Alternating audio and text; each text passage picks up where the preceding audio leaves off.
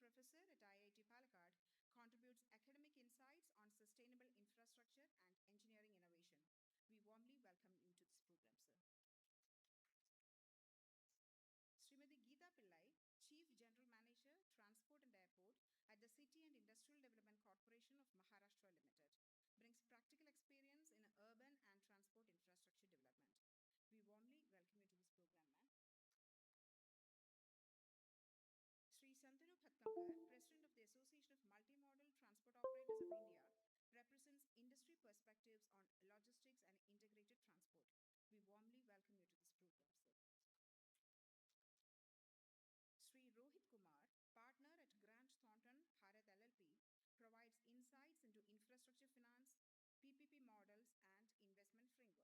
We warmly welcome you to this program, ma'am. Sri Santanu Phatkamkar, President of the Association of Multimodal Transport Operators of India, represents industry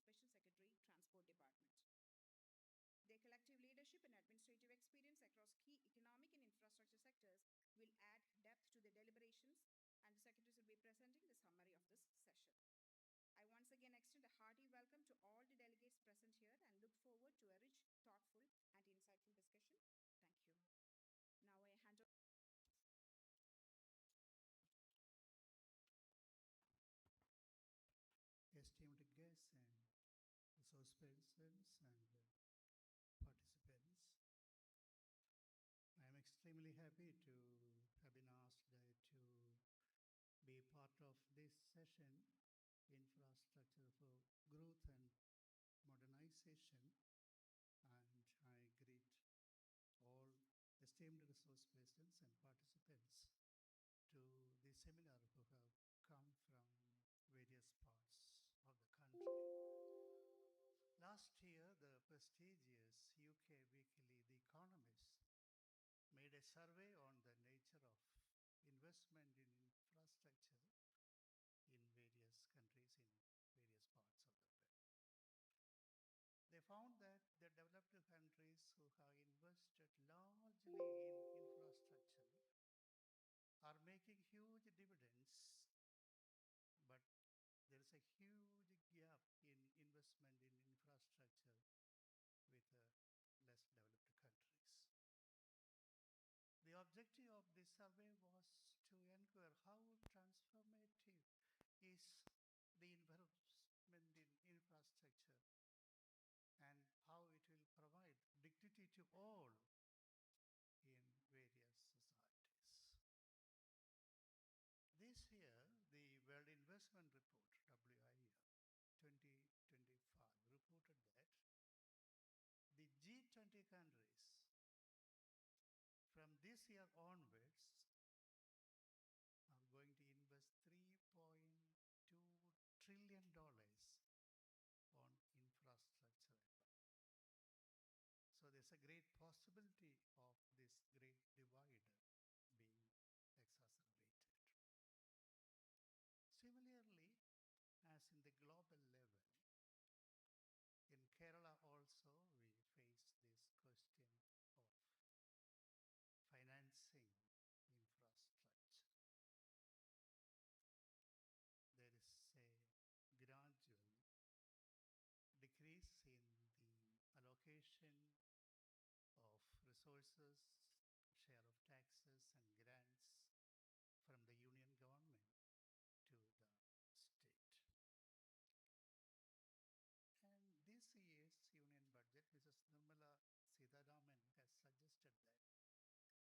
to solve this problem, we have to have private, public participation in large measure in all sectors of economy, physical, digital, and social. So the implications of this policy have to be discussed in all details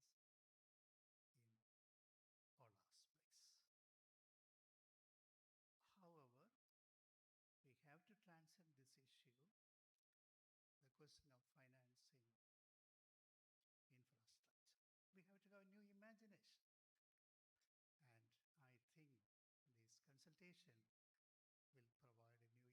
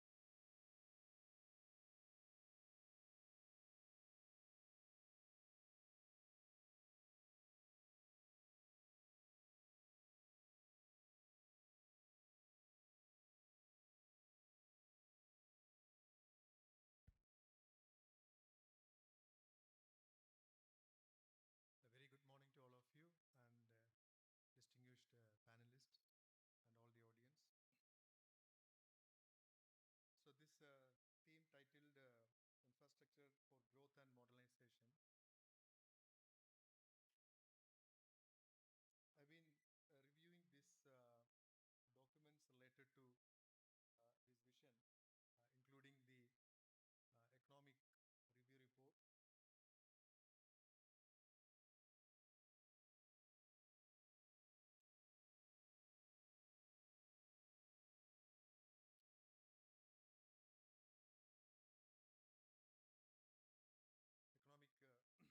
Growth and Modernization. I've been reviewing these documents related to this vision, including the economic review report, review report, the planning report,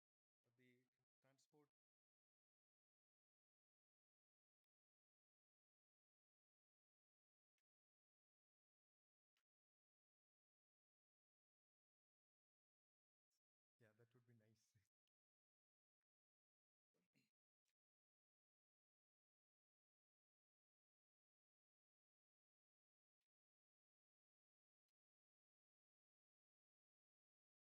Yeah, that would be nice. So comprehensively covered various aspects of transport, including roads, uh, railways, public transport, ports, and so on. So this talk I would like to cover upon um, the urbanization that is happening, and then um, the challenges that it uh, poses as well as opportunities. Then we'll also look it up on some of the characteristics of what we call as a smart transport system, and also wanted to touch upon few recommendations, which is probably I'm not saying it is absent, but is probably that need a little more emphasis and focus from my perspective. Yeah, urbanization is quite evident because of the rising personal income and affordable vehicles. And we all agree that there is a tremendous growth in the private vehicle, disproportionate to how the transport infrastructure capacity is being developed. So this has resulted into what we call as a very uh, low density urban sprawl. Now this, I'm sorry.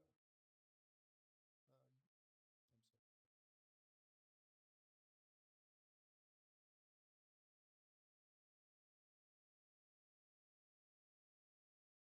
So this information, which is put by UNICEF, shows over a decades how the urbanization is happening uh, world over, and I'm just highlighting what is happening in India. In 1915, it was 17%, and then over decades it has grown to 18, 20, 23, and so on, etc. Over the decades, it has predicted, and now I think we are somewhere here, which is around 30-35% are urban population. Now, it is not the end of the story. The trend is continuing, and 2040 it becomes 47%. 2050 it may reach even half of the population may be in the urban area. Now, what does it mean? What does it mean? Okay. The urban effect and the impact of that on various sectors, be it electricity, um, the city growth,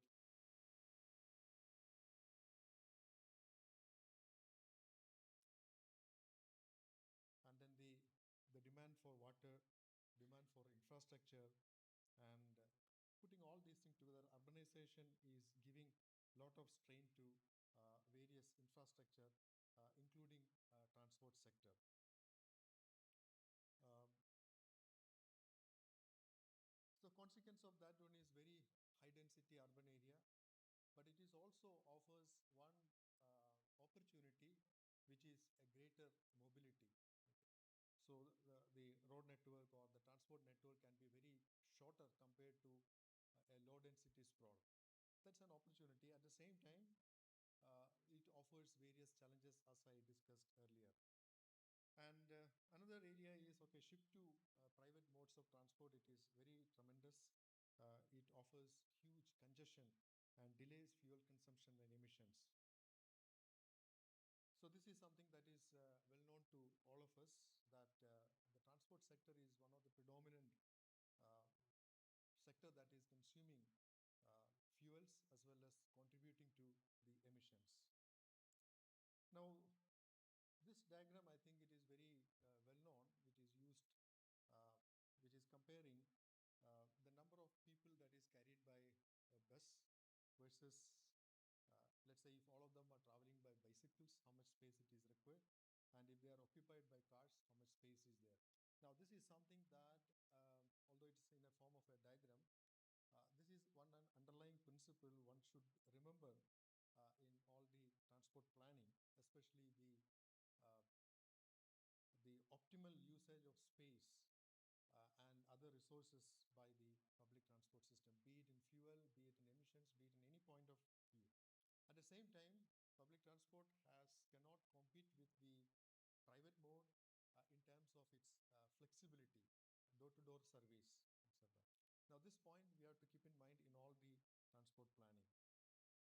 Now, we'll move on to the second part of what I would like to say is what constitute a good transport system, a smart transport system. Um, I would like to propose on 5 or 6 major aspects of a good transport system. One is it's a multimodal system. Um, okay, so multimodal system. Second is accessibility and equity. Third is economic viability, efficiency and reliability, safety and security, environmental sustainability. What do I mean by each of them? Okay. First, the multimodal integration. When a person wanted to travel from his origin to destination, his home to his workplace, he is not concerned about what mode he is trying to take. Although we as planners and operators, we are concerned about my own roads or my own vehicles or fleet, whatever it is. But however, from a user perspective, he or she wanted to start from his home to the destination, and he sees as transport system as a single multimodal system, so which cannot be separated. For us, we may separate road, rail, bus, auto, so on, etc. But to a commuter, it has to be viewed as a single multimodal system. So integrating multimodal system in various levels is a key aspect of a good transport system, which requires a seamless connectivity, what we call as a physical integration, and also there is what we call as the schedule integration and fare integration. Efforts are happening on these directions in various sectors, but I think that is need to be on a much more greater level. There is one important aspect of a good transport system, multimodal integration, because we are looking from the one who is using the facility, which is the user, and his perspective. Uh, Second aspect is efficiency and reliability. So whatever transport system is there, it has to have uh, two uh, requirement. One is efficiency in terms of optimal use of resources. I will touch upon that a little later. That means a proper use of traffic management system and a capacity to minimize the congestion. Now, congestion is a very, very common problem. I will touch upon that one, but um, a smart transport system should address upon this one. Second aspect of that one is a very important one, reliability of transport system, especially when I'm speaking about the public transport system. Reliability is something very important. Public transport means it should run on time. Now, with the advantage of uh, various modern technologies, it is made possible. However, that is some area where it need to be improved. So that means as a commuter, as a user, user need to know what time the bus has to come. Now the bus operator will say, okay, I put my schedule every day. Why should we tell that one? Now the answer is, my answer is like, imagine the person who is traveling for the first time. He or she does not know how to go, what is the mode to know. So in the first day travel experience is a bad experience, he will never try to use a public transport again. And he or she will shift to private mode. And once a person is accustomed to a private transport, it is very hard to shift into similarly, with the freight logistic, one should be able to predict what is the time of deliverable. Then the third aspect is accessibility and equity. Universal access. Transportation must be available to everyone, including rural population, elderly, people with disabilities. I was touching upon the point of urbanization and the greater urbanization. One of the reason is there are very good facilities are available in urban areas that prompts people to shift to urban areas. Now, if the same facilities are provided in a rural area, the shift will happen very less. So accessibility is important in that terms. That is in one dimension. The other dimension is uh, every sector of people are in somehow contributing the economic development of the society. So when there is a good public transport system, when there is a good transport system, economic growth will happen. And one could always look at all the cities that is developed, the urban areas that is developed over the centuries. They are all have one thing in common. They have a good transport system. So be it in a port, be it in a crossroads between major highways, etc. Uh, there is a close linkage between a good, efficient transport system and economic growth of any society. And second is affordability. The cost should be not be a barrier for low-income residents to access jobs, healthcare, and education. Again, linked with the economic growth of the society. The fourth aspect that I would like to uh, address is the safety and security. The public transport, for that matter, any mode of transport, accident reduction is something that is very paramount. Infrastructure is designed to minimize the accidents. Whatever is the measures, we are not going to touch upon very specific measures, but whatever is the measure, it is to meant to the transport system is basically to meet the needs of various sectors of people. But if that is going to cause accidents and loss of life, then that is something that is not acceptable. Now, what happens here is what happens here is that various strategies are required for accident to happen. Accidents are extreme and rare events. Okay, and from a legal point of view, we can find out somebody could be a fault, but from a system point of view, there are multiple factors that is contributing to the safety that need to be understood. Then the resilience, the system can withstand and recover quickly from disruptions like disasters or emergencies, be it on a temporal level, on a larger scale. Then the fifth aspect of a good transport system is economic viability. Supporting for commerce, it should facilitate the smooth movement of freight to support local industries and trade.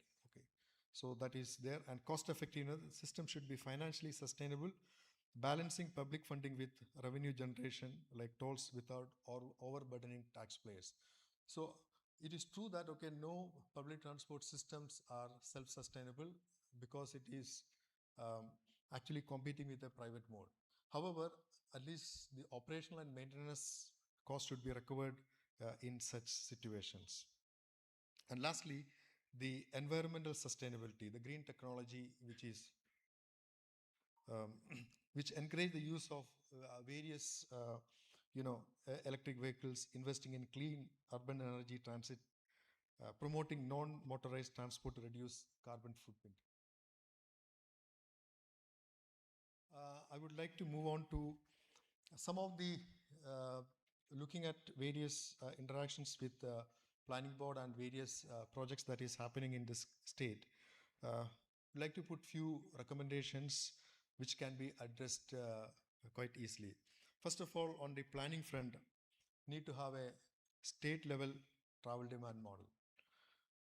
That means we spoke about one characteristic of good transport system is multimodal.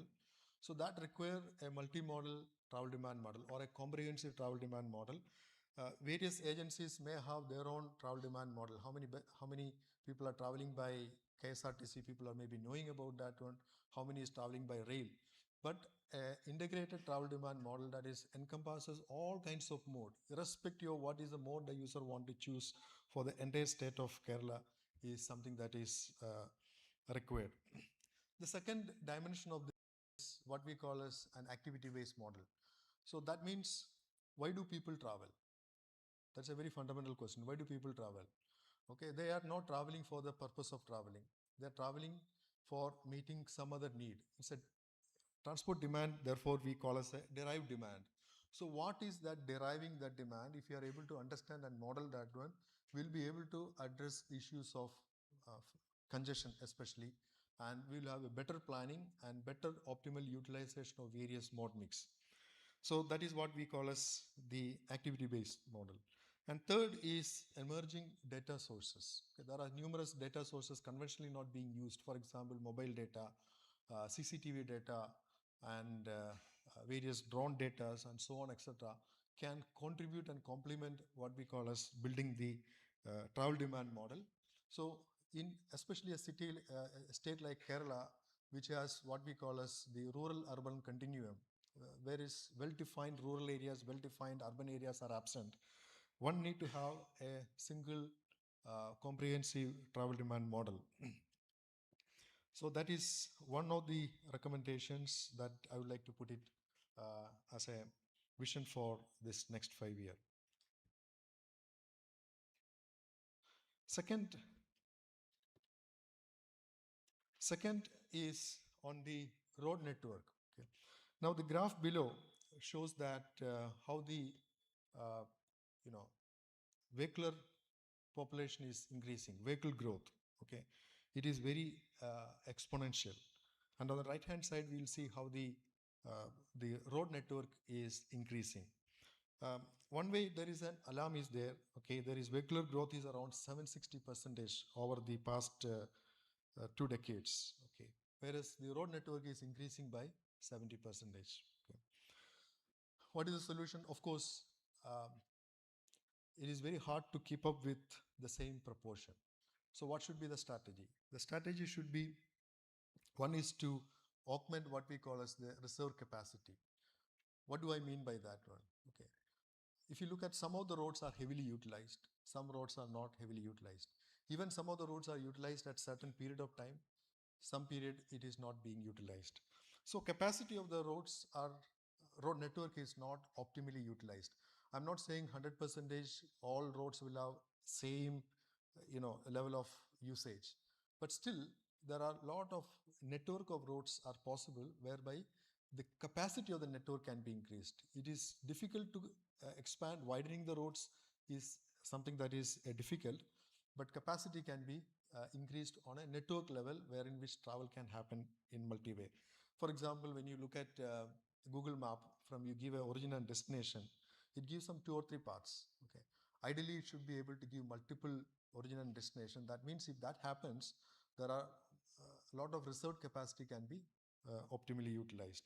So this can be done with a very simple measures of step. For example, there are some pocket roads are there, can be widened that one or straighten the curves and so on, etc., so that they also become more efficient routes, so that overall the network capacity can be improved.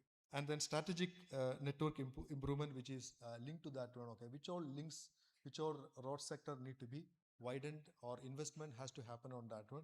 That also actually emanate from the previous step, which is called the state level travel demand model. The third recommendation is in the area of public transport, which is what I was speaking about. Okay, one is about the dynamic scheduling. Okay, the dynamic scheduling in the sense that, okay, demand responsive. Although there are certain sect of people travel on a same time every day, that is true, but there is a huge amount of traffic that is also happening not on a regular basis. So if that can be captured into routing and scheduling, that's what it means by the dynamic scheduling. Second aspect is passenger information system. The point I was mentioning earlier. Think about a person who is using the first time a public bus from going from his original destination. And the first day, if his experience is bad, he or she will never use that again. He will resort to a private vehicle. So passenger information system. Now, when we think about passenger information system, is not a, let's say, only for KSRTC, only for private vehicle. No, it is something that is integrating private vehicles, government vehicles, rails, metros, and so on, etc. Integrated public information system. That information is a very crucial element in attracting people to public transport system. And obviously, the last mile connectivity and operational efficiency also will play into factor.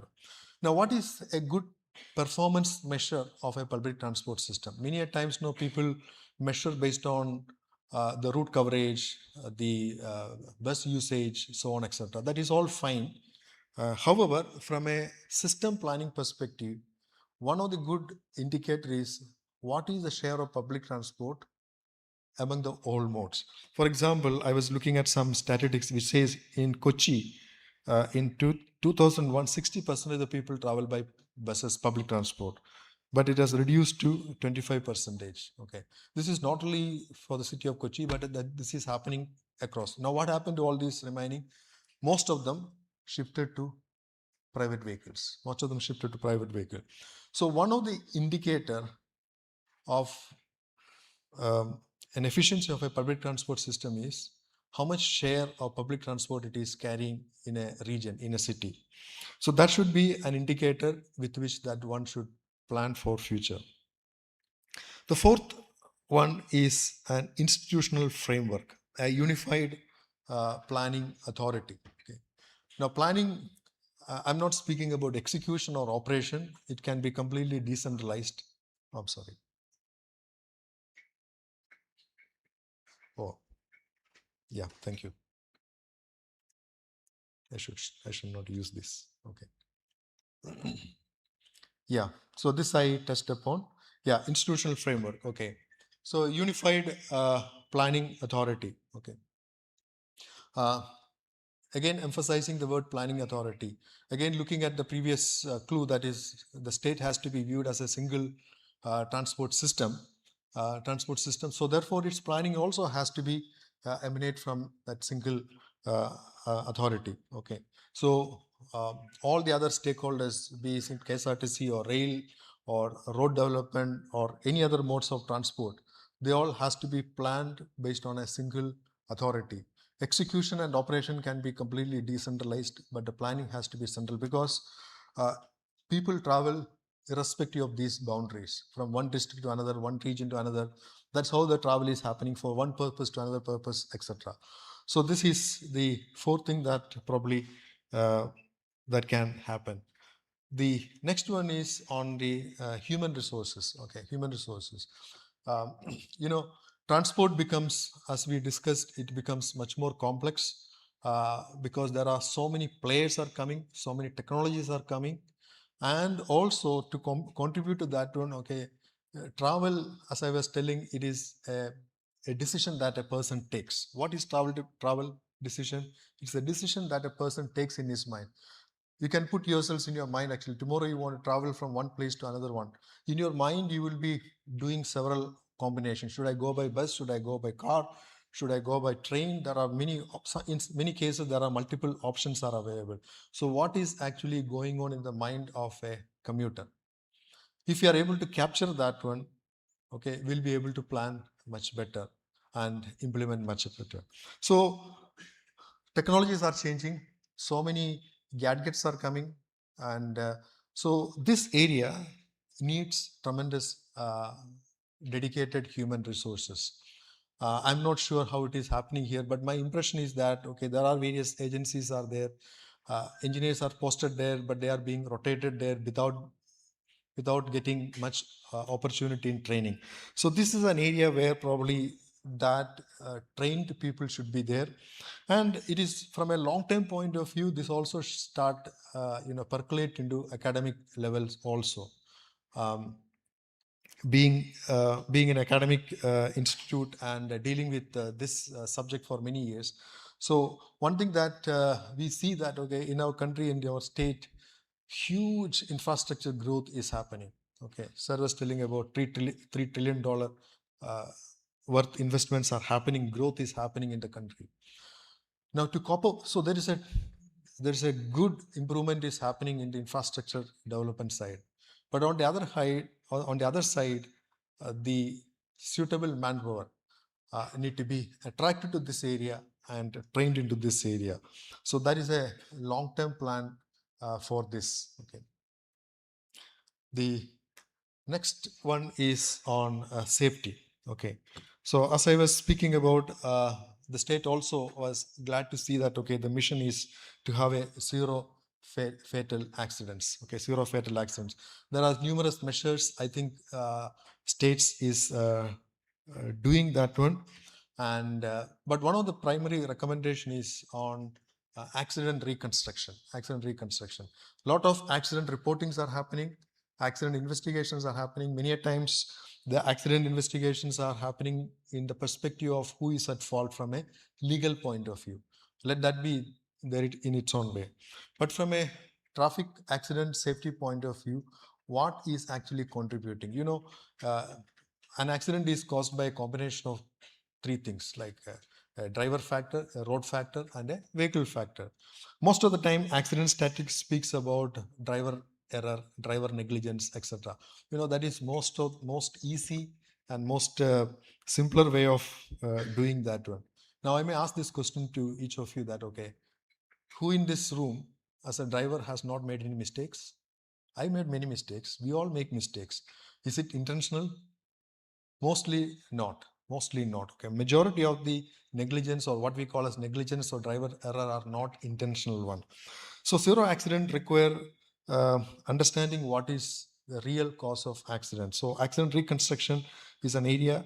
In addition to identifying the black spots and driver warning systems, uh, uh, accident reconstruction is something that is imperative. And the last one is addressing the congestion.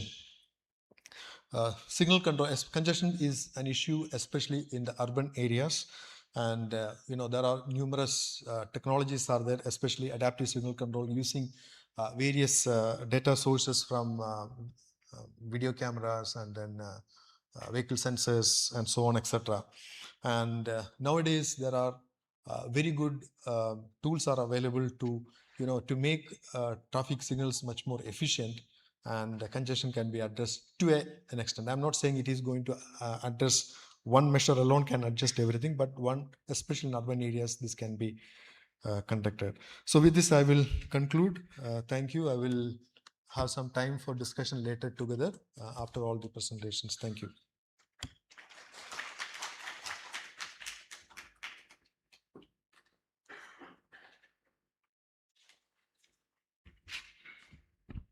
Thank you, Professor Tom, for your presentation on transport infrastructure in the context of growing urbanization.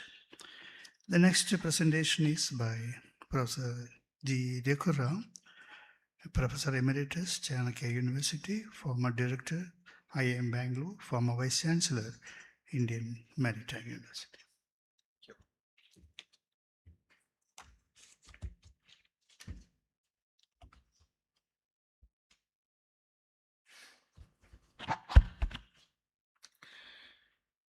Hi, good morning to all of you. I guess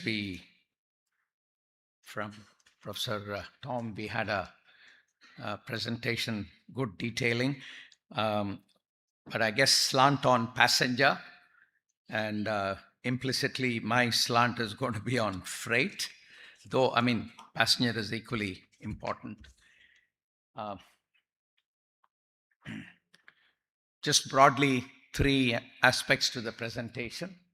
I thought one should take a look at where we are in Kerala, state of current infrastructure, and requirements of, at least by 2031, and of course, how do we get there? So first of all, from a connectivity point of view, I'm looking at the state. Kerala is actually a transport visualizer's dream, because it's a long state, 570 kilometers or maybe 600 top to bottom, and narrow, high density, population density. That's good in terms of demand. Of course, maybe difficult in terms of getting the right land for transport infrastructure. We have, of course, a coastline all along the state. a population of 36 million. So the 40% figure may be national, but I don't know. I think Kerala's own urban figure, and I think even in the country now, what is urban? There are so many urban-like. So anyway, I think Kerala clearly urban-wise very high, a density of about 900 people. While India's population density is about 500 nationally, maybe only Delhi, Goa, some of these may have a higher population density than Kerala.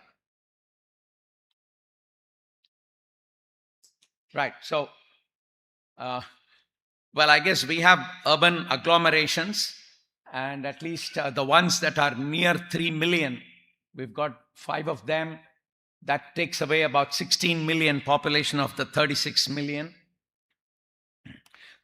The balance, many, around 1 million agglomerations, so highly urbanized. Well, that's your railway.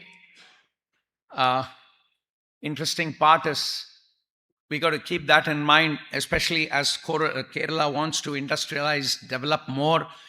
How much of it do we want to do with other states? So we've really got only 4 exits to other states. The one from Shoranur to Palakkad, Coimbatore, and the other near Kollam, one south of Thiruvananthapuram, and one, of course, right at the north. And if you see, there's only a single railway line except the Ernakulam-Kayamkulam section. That's the national highway map.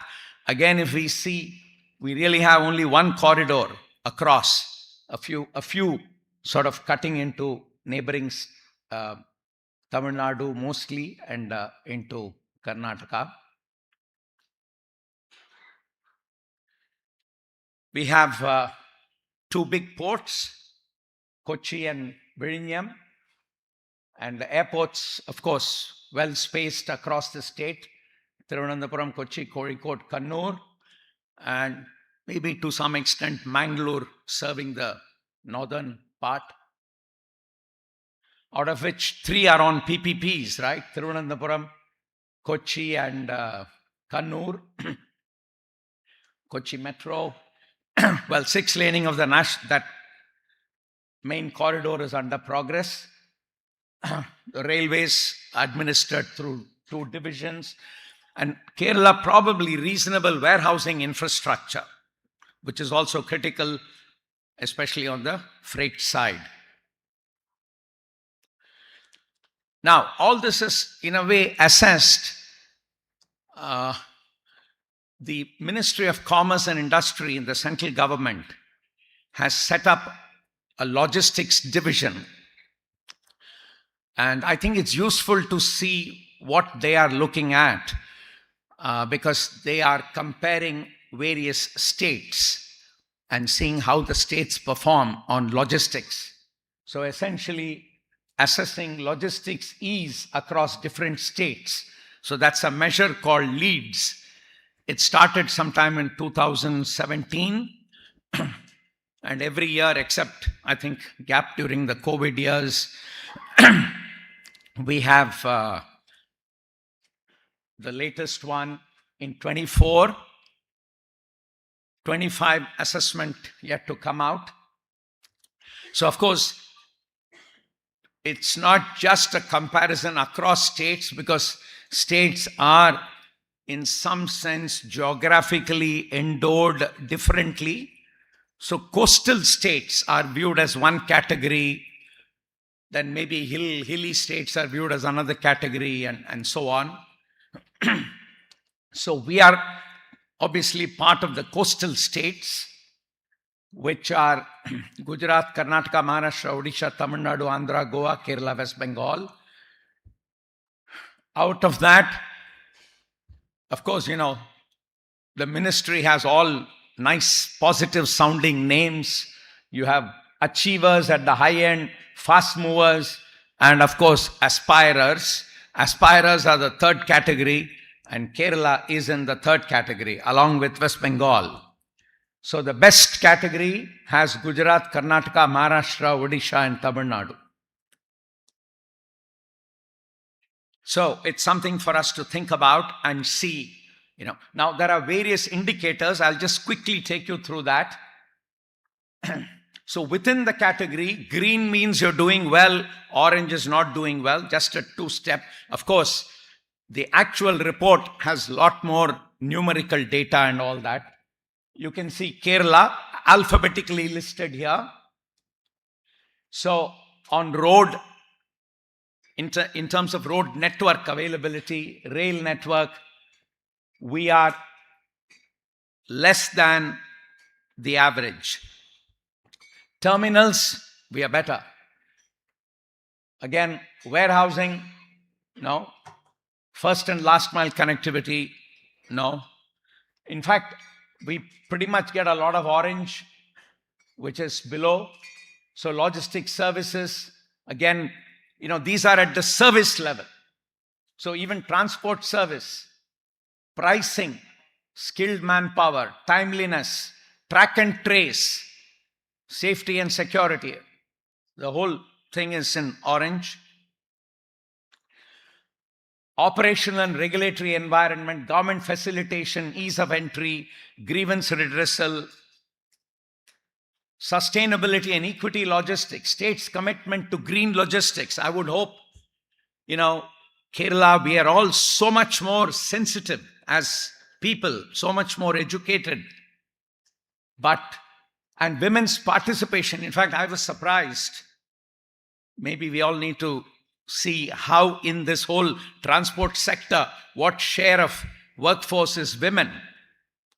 So these are the parameters that the central government is looking at to assess across states and to build a competitive spirit. And I think many of these indicators, maybe even if we were adopting it independently, I'm sure many of these indicators we would also like to adopt. There are a few quotes of key players looking at logistics in Kerala. Road network poses a challenge in terms of ensuring timely, effective cargo delivery. Well, actually, warehousing also, they claim, needs to be improved. The labor costs are not up to the mark, and general lack of facilities at non-major ports. Of course, Vizhinjam is technically a non-major port, but a big port, and probably well established, world-class right now. But I guess other ports, Arikal and Baipur and many others that... Right. So requirements of connectivity. From this, I'm just trying to draw some principles. Of course, these are more standard principles of any good transport system. We need reliability, and it's very clear, as I said, from a transporter's perspective, that right across, especially if we want to industrialize, we want flexibility of movement across the state. We have only one main road corridor and one main rail corridor. Coastal is there, but coastal means excellent first mile and last mile, apart from good non-major ports across. We may have a long way to go, especially in terms of first mile and last mile. Otherwise, we may say coastal is great from a climate impact point of view, from cost point of view, but unless first mile and last mile to any manufacturer, consuming center is available, it will not get used. Road is far, far better, obviously, from a first mile and last mile convenience. Anyway, so reliability is extremely important. Of course, capacity. I do a lot of long distance driving, and I've driven through Kerala. We do get congested even if you want to go through. So speed, consequently, an issue. Sustainability and resilience, right? We're talking resilience, especially disasters, climate, when we have floods or... as actually was pointed out by earlier too, data is extremely important for our planning. So to me, the beginning point, of course, by intuition and maybe through democratic consultation, we may get an idea that I've got to build here, here is where I need an extra or widen the road, but data evidencing along with that would be extremely important. And it's not too difficult. I think we need to just create, say that we want to do it and do it periodically. And I'm sure the government can create a mechanism. Basically, we need what are called OD flows, origin destination flows, for passenger and cargo. And of course, we need to understand the drivers of movement. Kerala as a and then I would categorize it broadly. Kerala as a destination from outside, either passengers or cargo coming in, for our consumption. Kerala as an origin to outside, of course, within Kerala, and maybe through Kerala too, to some extent, if Kerala is enabling that. What is the profile of traffic in terms of leads? How much moves 50 kilometers? How much moves 500 kilometers? Yeah. The reason I also emphasize through is because our ports can actually serve Tamil Nadu. And I think that's important. If there is ease of movement, it will be used. And of course, we need to create institutional infrastructure to study this continuously. I remember, I think many, many years ago, NatPac was set up, but I'm not sure in a very systematic and sustained manner how we are generating this data. So clearly, as I already mentioned, there is need for an alternate rail corridor and just simple resilience as a driving objective, because I have only 2 corridors, only in one stretch. Now, question is, when I want a second corridor, now there can be choices. And we are already debating it. We have debated a high-speed rail line. We have debated a semi-high-speed silver line. Now we are saying maybe like an RRTS. Delhi Meerut has a now running RRTS, rail rapid or a regional rapid transport system. Maybe given the way the population profile of Kerala is. But while an RRTS may be good for short to medium leads, it may not be good for long leads. It may not achieve the possible speed that a high speed can do. We've given some costs. Just in the last couple of weeks, I've been reading that the central government has in principle approved the RRTS kind of idea, but at the same time, Niti Aayog has said our estimates on are too low, and we need to revise our estimates. So RRTS probably stations every 20-25 kilometers apart, maybe high speed, maybe, I don't know. It's good to invest right away. And I'm sure there are sources of funding. Maybe we should look at a 4-track corridor where 2 tracks do the stop, stop, stop, and 2 tracks do the fast movement with only 4-5 stops across the state with the same sort of civil engineering infrastructure. We may, so it's time to think somewhat long term and not get bogged down by financial availability. In fact, to me, viability in transport, while it's important, but in a long-term perspective, it's worth investing because it creates opportunities, generates economic development, which is what is happening in the central government today. Rail, at one time, they said Indian Railways should fend for itself for capital. Today, Indian Railways is getting 3 trillion, nearly 3 trillion rupees just from the central government budget. while in terms of internal, they are barely managing their working expenses. The revenue is barely managing the working expenses. So capital is completely coming from outside. And probably it's a good thing, because the kind of unlocking of value that the rail system in the country can offer, and I would believe the same would be true for Kerala.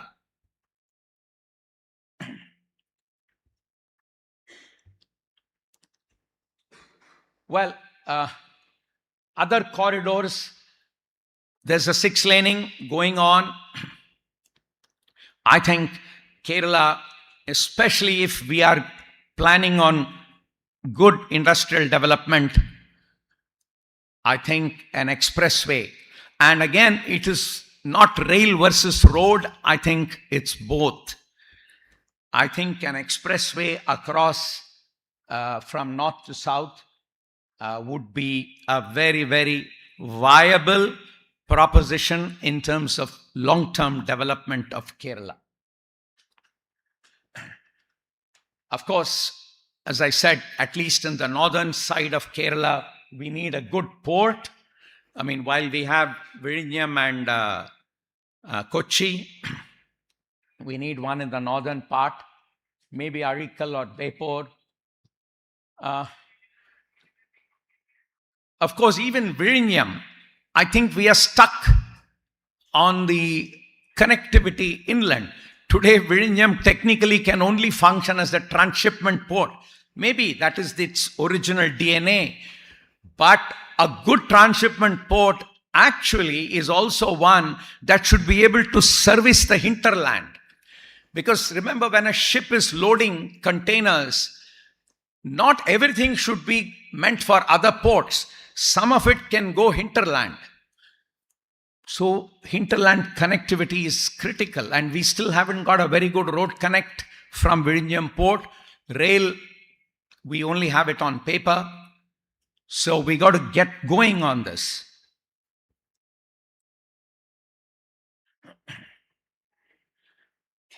Interestingly, not that the government here has been unaware of many of the issues.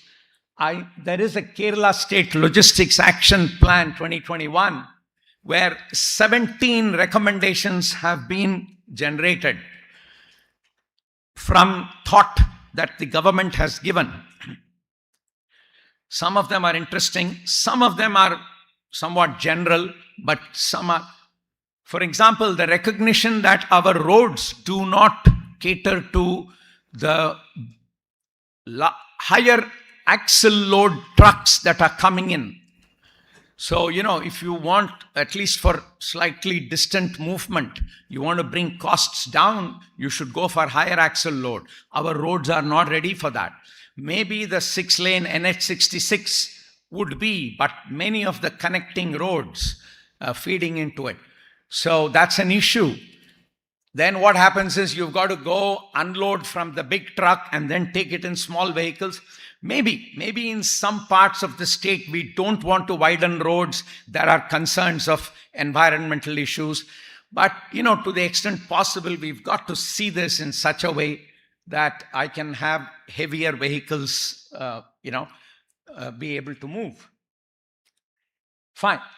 There are many things. Normally, my concern from research and other academic institutions, including IITs, is when they talk transport, implicitly we talk passenger transport. Urban, when we say urban transport, implicitly passenger. Urban freight transport needs attention. And unless we, the simplest thing most cities do is restrict truck hours. That's it. You're allowed only from 11 p.m. to morning. I mean, that may not be the right thing to do, because that very often increases logistics costs. So what many people do is they'll bring the big truck, create a warehouse, unload it into smaller vehicles, and then through multiple movements, take it inside. Actually, it has a counter problem in the sense more vehicles are used to bring the same traffic which could have come in a bigger truck, but because of restrictions. So one is the road capable? Number two, can we identify key corridors, widen them, build parking as part of the system's thinking? So these become important. So that's city level logistics. Oh, I was really pleasantly surprised at the whole idea of how return cargo can be generated, because that's one of the big concerns for trucking companies. They go from A to B and there's no return cargo, so to make the business more viable. The idea of multimodal logistics parks will be very critical, especially if we want to use rail also. And remember, I said rail, I focused on passenger transport for the new corridor. A straight advantage of it is the existing tracks will get released for freight trains. More freight trains can move on that. And if you want to move freight trains, then I need multimodal logistics parks for the last mile road connectivity. Digitization, of course, institutional development, and policy measures. These are all thought in the State Logistics Action Plan. It will be wonderful to see action on it. So, of course, how do we get there? As already thought has been given, we need to think through structures and institutions. We need to think through processes. And we need to think through regulation and maybe instruments, rules, maybe some acts. To me, as was already mentioned, public-private partnerships would be the way to go, because not only financing is important, it's also the mindset that a private player can bring in terms of being more customer-oriented. I'm sure some of you will start or have already seen the difference in Thiruvananthapuram Airport. I just recently got an opportunity for Navi Mumbai International Airport, Bangalore Airport, Jawaharlal Nehru Port Authority. We have our ex-chairman here sitting from JNPA. So, private sector has really given a boost, not just in terms of putting money, but in being far more customer-oriented. And I think that is critical for infrastructure. So PPP should be the way to go. And interestingly, Kerala had innovated on this, being the first non-AAI airport developed in Kerala, the Cochin International Airport Limited. Of course, we brought in a lot of funds from NRKs, but it was a government of Kerala drive, but still probably did a better job than AAI could have done. So, an institution for PPP assessment, approval, and oversight is essential. A Kerala Infrastructure Development Board. In fact, I have seen a document, 2014, that Kerala government had brought out as a bill. I'm not sure whether it has been converted to an act. The bill said a Kerala Infrastructure Development Board would be created. So it's the KIDB which can do this, which can do all that data, periodic updates of data, see what's going on. Of course, with a PPP, agreements have to be very well written. Extremely important, because the government side has to make sure that the private party is delivering what we as government want them to do. So, bid criteria, time frames, review triggers. We should not hard code many things. We should have review-based changes possible if the traffic goes up or the traffic doesn't pick up, so that the private party also has a sense of comfort. Termination conditions, it should be internally consistent agreement. How do you deal with competition, increase in scope in future, other revenues, viability gap funding? government should also, wherever required, may have to put in some money, and why not? In fact, Viഴിņam viability gap funding was part of the agreement. Tariff setting, ownership, common user versus captive. I mean, there are multiple conceptual issues in this.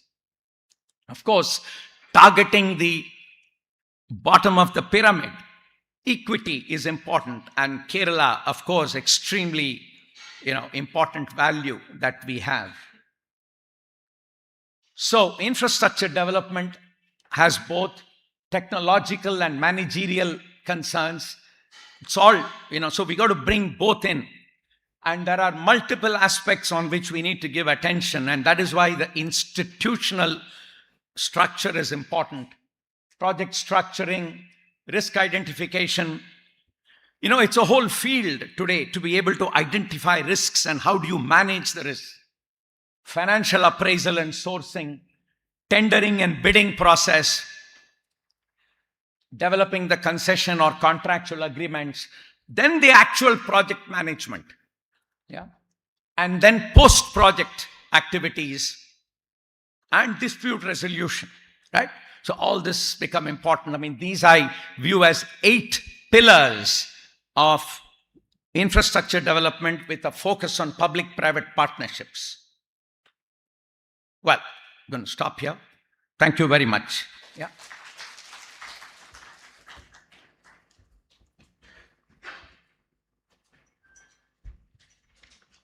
Professor Raghuram was speaking about the investment in infrastructure in transport sector in Kerala, the strengths and weaknesses and the policy options and the institutional mechanisms.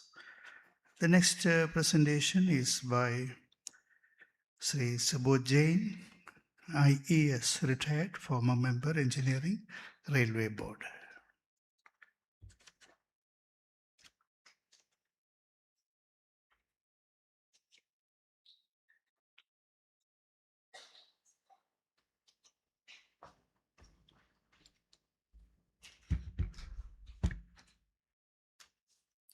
Distinguished guests, ladies and gentlemen, very good morning.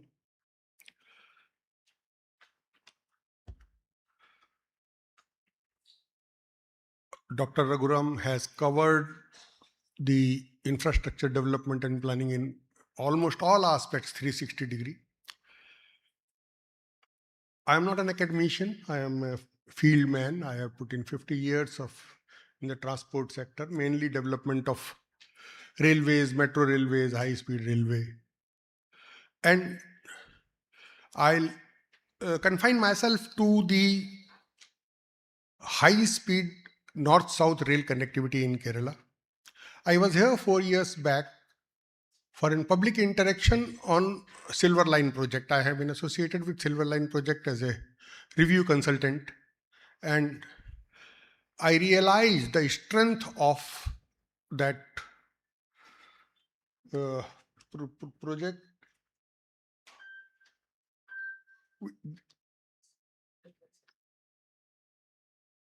That side.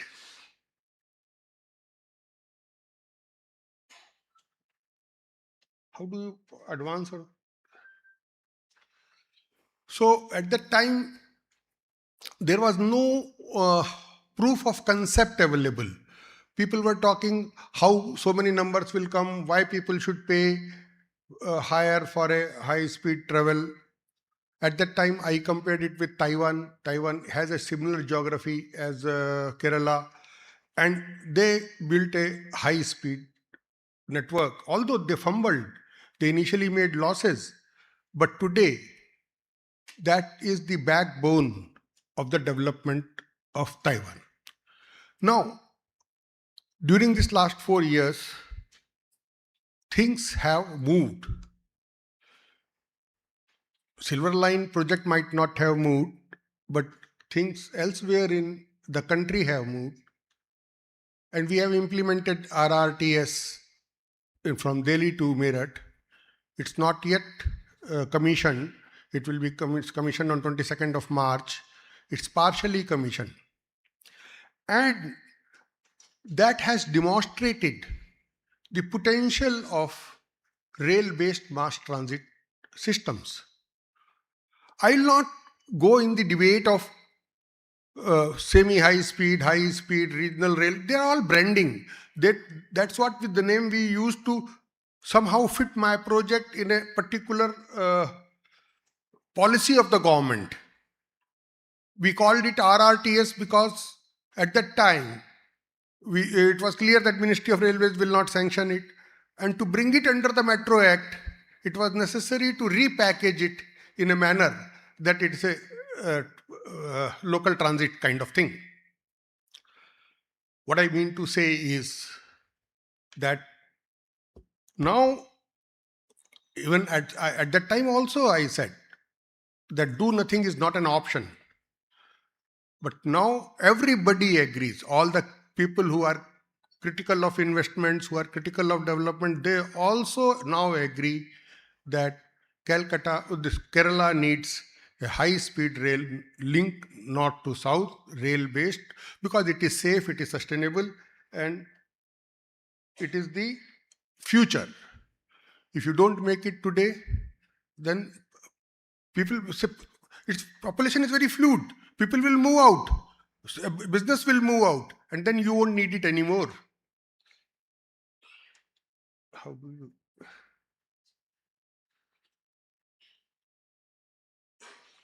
So, the core concept of the objective is to provide a sustainable, environment-friendly, land-use-efficient, mass-rapid public transport system to wean away the people from predominantly road mode of transport. So let us be clear what we want. So we can talk of this connectivity, that confuses the whole issue. The issue is today people do not have any option but to go by road, and we are providing them an alternative. So that is the core concept on which the project is to be built up.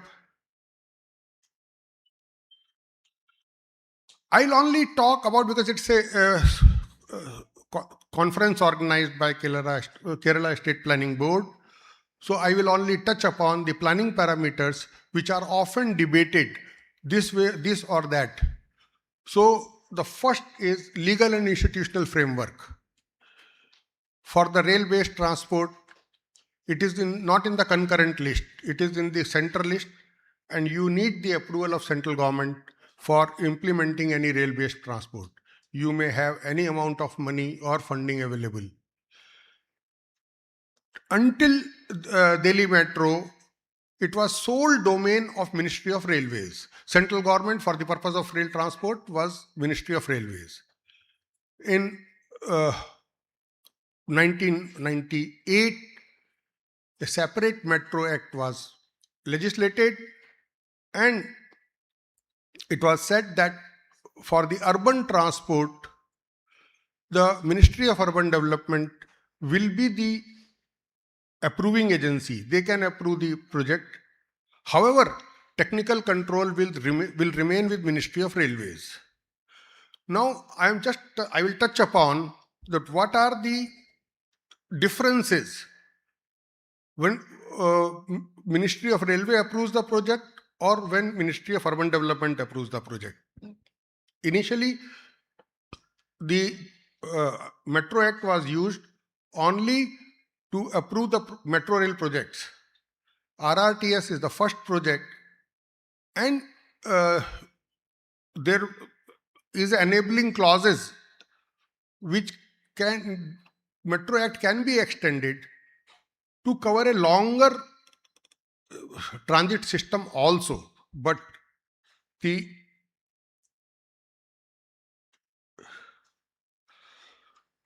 difference in the metro project sanctioned by the urban development is Ministry of Railways is that they insist for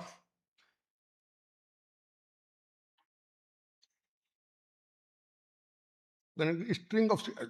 So apart from metropolitan cities, the development of urban corridors, that is intercity connectivity or connectivity to the string of cities, can also be termed as urban corridor and can be allowed under Metro Act.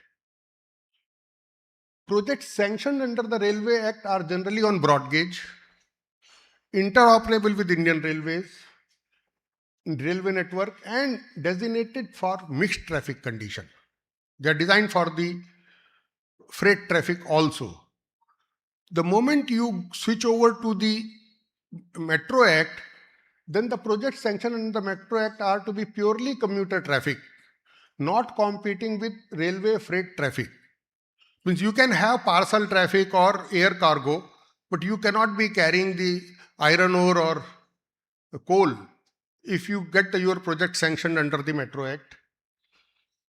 It can be standalone, point to point, with friendly transfer of commuters at interchanges. You don't have, doesn't have to be interoperable. Most of the commuter networks in the world are point to point, with a few branches where there is interoperability. So that is the legal and institutional framework. If Ministry of Urban Development is the sanctioning authority for the project, then the funding framework acts like any other urban development project. Means state government has to prepare a DPR, state government has to, they only provide viability gap funding or some amount of this thing. Today, 20% for any urban project which is accepted by the Niti Aayog and Ministry of Urban Development, they provide 20% of the fund from the central government, and they may permit you some viability gap funding, and they may give you the guarantees for the loan. So that, but Indian Railway, when they sanction the project, then they have the entire funding control with them. So you can, executing agency cannot be state government. There is a joint venture companies which have been formed like a Kerala Rail. So the executing agency will have to be then Kerala Rail. So that these are the legal and institutional framework. The rail systems are capital intensive and therefore are not financially viable on the fare box and non-fare box earnings alone. Analysis has to account for environmental costs, benefits accruing to the society and non-user beneficiaries, replacement cost of the infrastructure at the end of concession period, etc., are to be accounted for. The major problem in the financial structuring of the rail-based infrastructure projects is that we do 30 years of analysis, and after 30 years we feel that entire cost of construction should be paid back. Whatever loan we have taken, it has to be paid back, without considering what is the residual value of the project. So if we are going to adopt those kind of accounting procedures, then no project, no public infrastructure project can be viable. The viability norms of 13%, 12%, PPP and all that, these projects will not come into that category. Then what do? We force consultants to fudge the figures, and then afterward there are reviews, and then they say that this thing has not materialized. What I want to say is that the similar things were being talked about for RRTS when it was conceived as 90 kilometers at 32,000 crores, Delhi Meerut. Delhi Meerut has 12-lane expressway parallel to this RRTS, exactly parallel. And up till now, the entire project has not been commissioned. Only 55 kilometers has been commissioned. And we have average ridership of 65,000 commuters per day. That is a kind of response. And this 65,000, whatever consultants, foreign consultant, Indian consultant, this modeling, that modeling we do, and we work out that so much will switch from rail, so much will switch from road. Nothing. More than 50% are the commuters who would not have traveled had this facility not been there. The people who are traveling on the expressway, they are not going to switch over to the RRTS. The profile is completely different. The public transport is an empowerment to the deprived section of society. They are students who are in the hostel because this train is there, so they come to their home, visit and go back.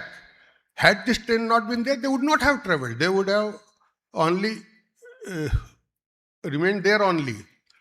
So, transport in India, no amount of modeling is possible because it's a very constrained demand. We just don't know what exactly is the demand of the transport. Unless we provide the facility, we have not yet provided, we have not yet explored. So that is the problem.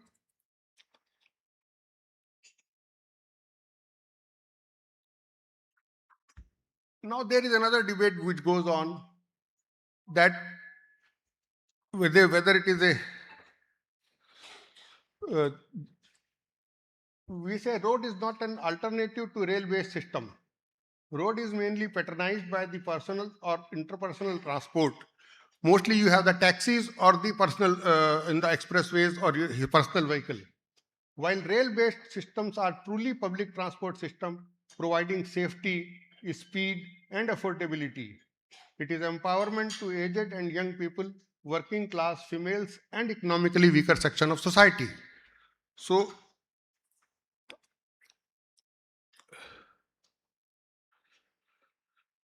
now this Dr. Raghuram also said that the speed should be 135 kmph, somebody says 180 kmph, and because the distance is more, so it should be 500 kmph. My view is different. It has nothing to do with the distance. It has to do what is our objective.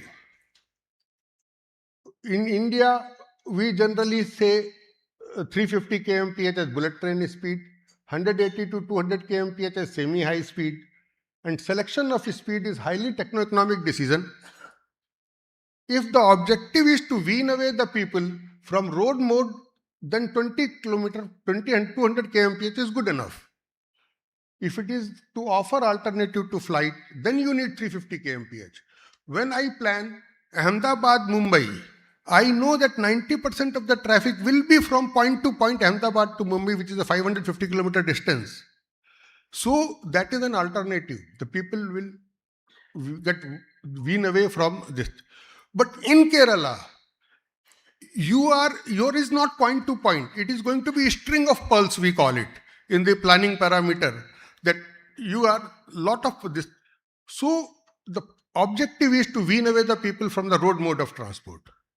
There is when you switch over to public transport, there is a mode change penalty.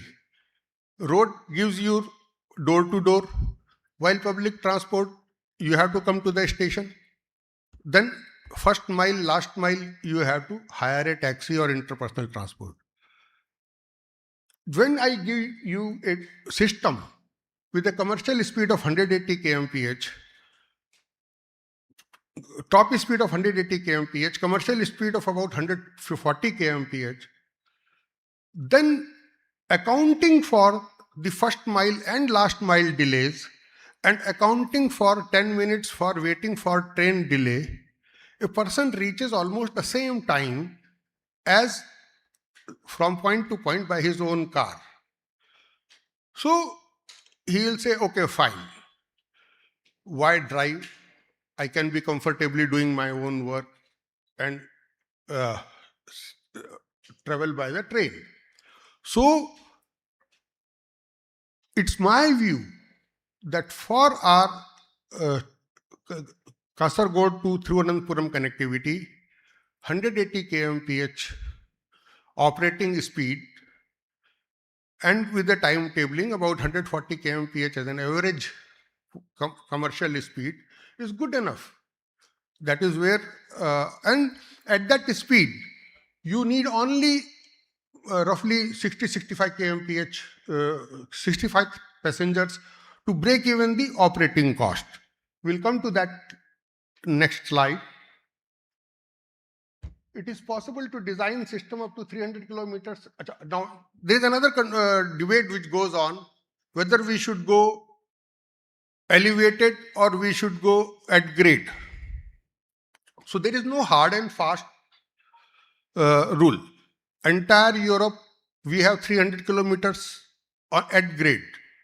It depends on what kind of soil conditions we have, what kind of drainage conditions we have, which dictates whether we are going for the viaduct or we are going for the at grade this thing.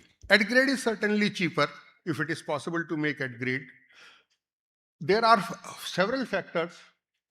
It is possible to design systems up to 300 kilometers at grade. Viaduct is the preferred on several other considerations. If alignment is on the center of the road, it has to be viaduct.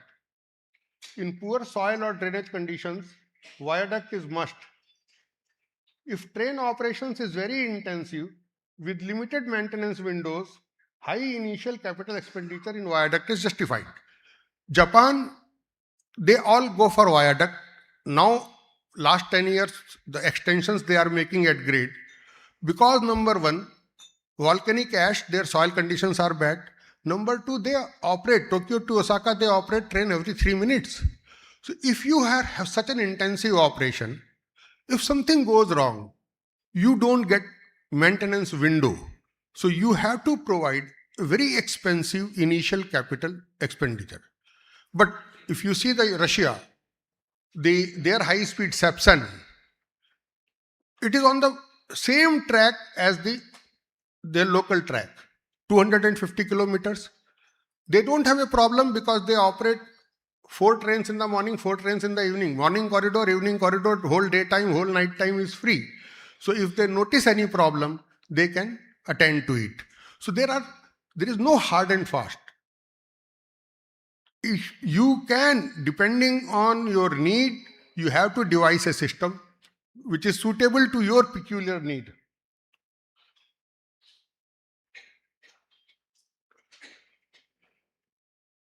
Now, there is another this thing, we do go greenfield alignment or we do the brownfield alignment. Greenfield alignments, most popular are now 2 debates. Mumbai Ahmedabad bullet train we are making greenfield alignment. We are making separate land acquisition and this thing. While RRTS and most of the other things we do at the center of the road. So what is the difference? If you do greenfield alignments, it gives you design freedom, but are time consuming due to land acquisition and access road issues. Despite such massive initial planning, the bullet train project is running behind the schedule because there are problems always when you go for the greenfield alignment. Alignment on the center of the road can be built quickly, but impose severe limitations on station design, curvature, and gradients. Also involve interface issues and critical obligatory spans. Because our roads have all kinds of cables, pipelines, and everything. The road right of way has been used, so there are interface issues. So we need to be carefully evaluating that what kind of this thing we do. Economic viability issues. If system is able to gather average ridership of about 50,000 per day within 5 years of operation, then system should be considered viable. Because 50,000 will give you, the major cost is the cost of energy. If 1 rupee we spent on operation, 27 paisa goes in the energy. If it is a 180 kmph, and 40 paisa will go in energy if it is a 350 kmph system. The energy cost go exponentially if we increase the speed. It should be able to pay for operating and maintenance costs, not providing for depreciation. At 50,000, 60,000 ridership, we cannot provide for replacements. within 8 to 10 years, ridership will increase to pay for depreciation also. Capital cost, including debt servicing, should be treated as sunk cost. See, in these projects, because you recover much more than that by environmental economic rates of return. We may say that we will be able to recover, start paying back the capital cost after 30 years. But then it won't happen. After 30 years, there will be so much of demand for more investment in the existing system. So, this is what I have tried to cover, some issues which are related to the planning of high-speed track. One thing our previous speaker said, that there are issues of arrangement of funds. It is my personal experience. I have led several of the bilateral and multilateral loan negotiations. They are not looking so much for your rate of return as they are looking for your capability to implement the project. If they are sure that you will be able to implement the project, these agencies, they just don't care about whether there is a viability or not viability. Because these long-term capital intensive projects, nobody can guarantee what is going to happen 10 years down the line. But that doesn't mean that infrastructure can wait. It cannot. Either you do it now or you may not have to do it at all. Thank you very much. Thank you for the listening. I am pleased.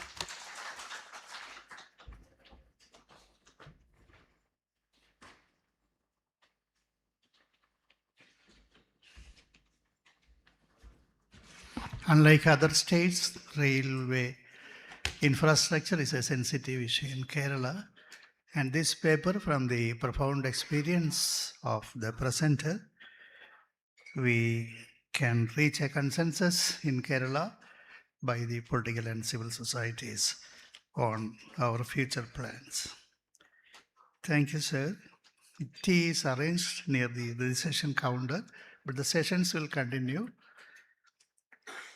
The next presentation is by Mrs.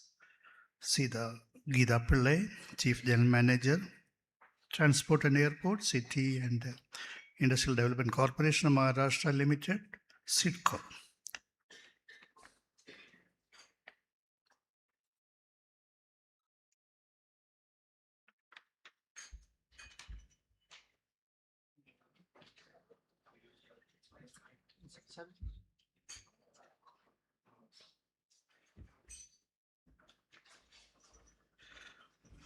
Sri Bhavtradhan from IIT Palakkad will present now.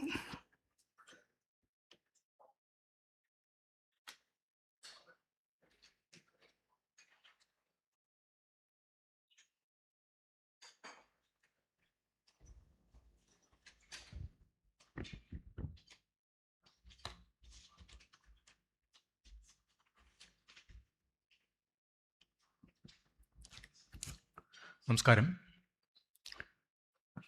When you are called onto the stage saying the tea is arranged outside, I think the room start looking like a long distance Kerala train coach in Kerala, where people get down and people get in, like the previous speaker was mentioning, the chain system. Many people get down, many people get late. But let's run the train. See, we are at a juncture where we are, Kerala is looking forward eagerly to a lot of mega scale transport investments chartered. We have in front of us the rapid train system, whatever name it is called by. We have the highways, the hill road, the coastal highways. We have the ambitious inland water transport. We are all eager waiting for this, but the point that I would like to make here is, when we are looking for, as the eminent speakers have already pointed out, as the room probably knows, is that we should not be neglecting the very aspect of integrating them together, all of these investments. Integrating these investments, these infrastructure options in a multimodal sense, I believe would be crucial to transportation justice, transportation equity, and a democratic way of moving people and goods around. When we look outside to draw examples of integrating multimodal transport, there are quite a lot of ways we can see, lot of plethora of options in which people have tried to do this. Look south, you see Singapore integrating their physical digital infrastructure, and right now has 67%, while Kochi in front of ours is going down from what used to be a 60% to much lower. We see on a diametrically opposite end, without having any physical infrastructure, without investing alone in physical infrastructure, Madrid doing something like a gamified app which gives tokens to citizens who prefer to use non-motorized transport, walk or bike, in the sense bicycle. We see reduction in car dependencies by using the carrots and sticks approach, by incentivizing public transport and disincentivizing by means of toll, congestion pricing or whatever on the private sector, private vehicles.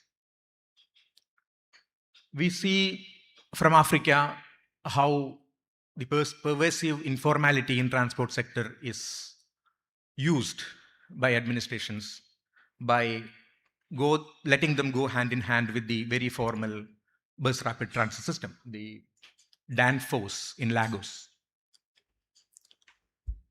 We see the laissez-faire bus interventions approach, some striking somewhere in the middle ground in the Netherlands, where they open up last mile connectivity to ride sharing apps or car sharing, carpooling, bike sharing, etc. What I'm trying to say here, I mean, this technology, different kinds of technology existing, successfully run in different parts of the world. And by the way, as was pointed out by Dr. Raghuram, I'm not implicitly, although standing at an IIT, I'm not implicitly assuming that this is only for passenger transport. I agree that this is also for freight transport.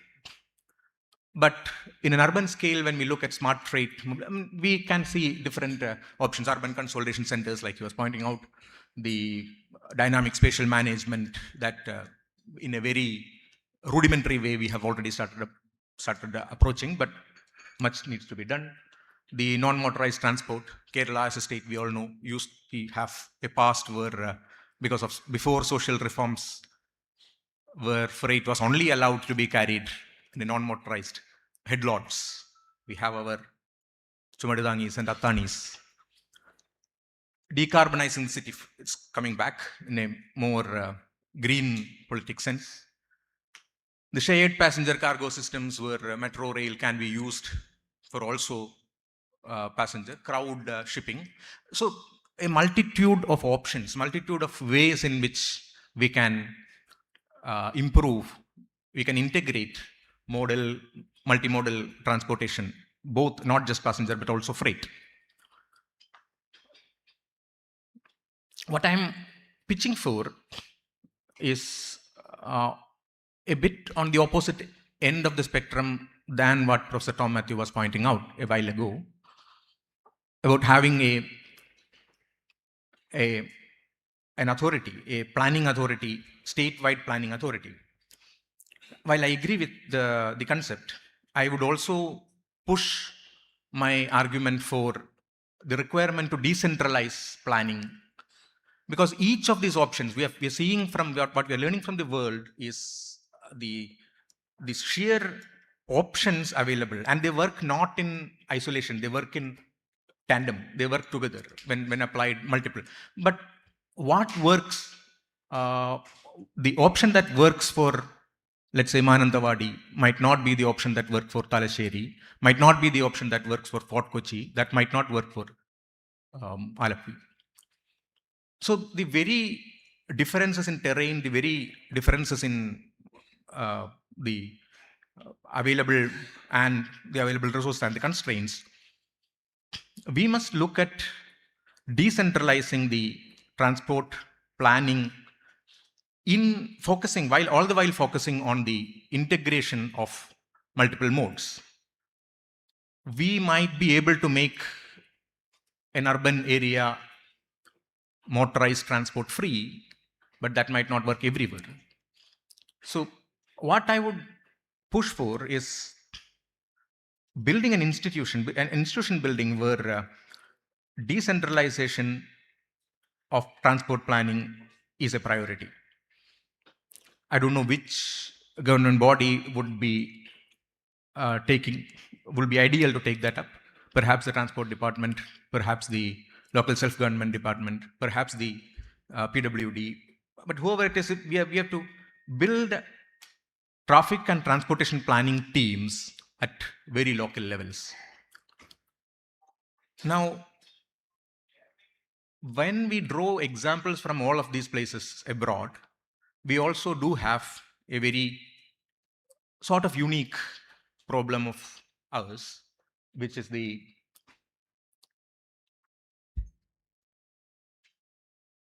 continuum of urban and rural, what people have started calling as rurban, very hard to pronounce word. The urban form that Kerala has, very interestingly called as Deshakota in Indonesia. In Indonesian, probably we can draw parallels in Malayalam. Desham means there, Desha means village, Kota means the urban centers, and Deshakota are the fluid places between where everything is there. So we are, when you look at the theory that of rural-urban continuum that moves from folk societies to urban societies, we are somewhere on the right of the center here in this spectrum. And this essentially makes our, what we call as our trip length distributions highly skewed towards the right, meaning commuters making extraordinary larger, longer trips every day. We know that, I mean, we have anecdotes of working women cutting vegetables on the train. So, although while I'm pitching for decentralization of transport planning, especially for integration at the city levels or the local government levels, I also urge that there be a planning authority at the regional level, meaning the state level or at least a cluster of districts level, who operates to standardize in some way the digital infrastructure and the physical infrastructure. So perhaps we should have, somebody who works 1 hour away or 1.5 hour away must be able to take his bike, park it near the bus stop, get onto a town bus, and then get onto a highway bus, and then go and use a car sharing app to get to the office. Something like of that sort. So for this, there must be standardization. This regional, the larger planning authority must work hand in hand with the decentralized, the local transport planning authorities or transport planning bodies, and they can formulate plans specific to these locations, all the while being in tandem with the regional or the state-wide plan.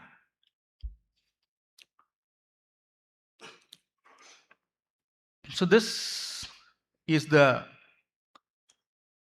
gap, and this is, in my opinion, how we should be bridging it.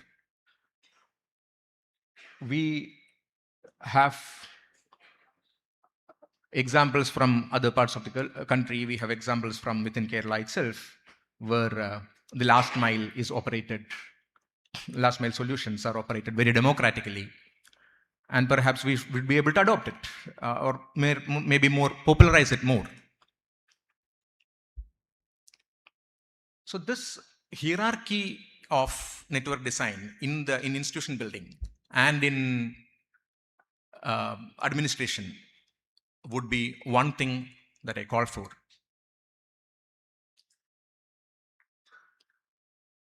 Now, yet another aspect that we must have a bit of democratic consultation is that of road safety. While we are preparing for this long-term heavy investment infrastructure, we must stop looking for how we usually do it. We wait for crash records to come up to identify black spots and then go ahead and do some interventions, safety interventions. But the world is moving away from it. We are not waiting for fatalities. We need not do that. We should embrace what is called as the proactive approaches of road safety evaluation. We have these road safety audits in place, but road safety audit is still perhaps committees, 2 people, 3 people committees visiting road stretches. I mean, it's still skewed towards personal experience and personal intuition.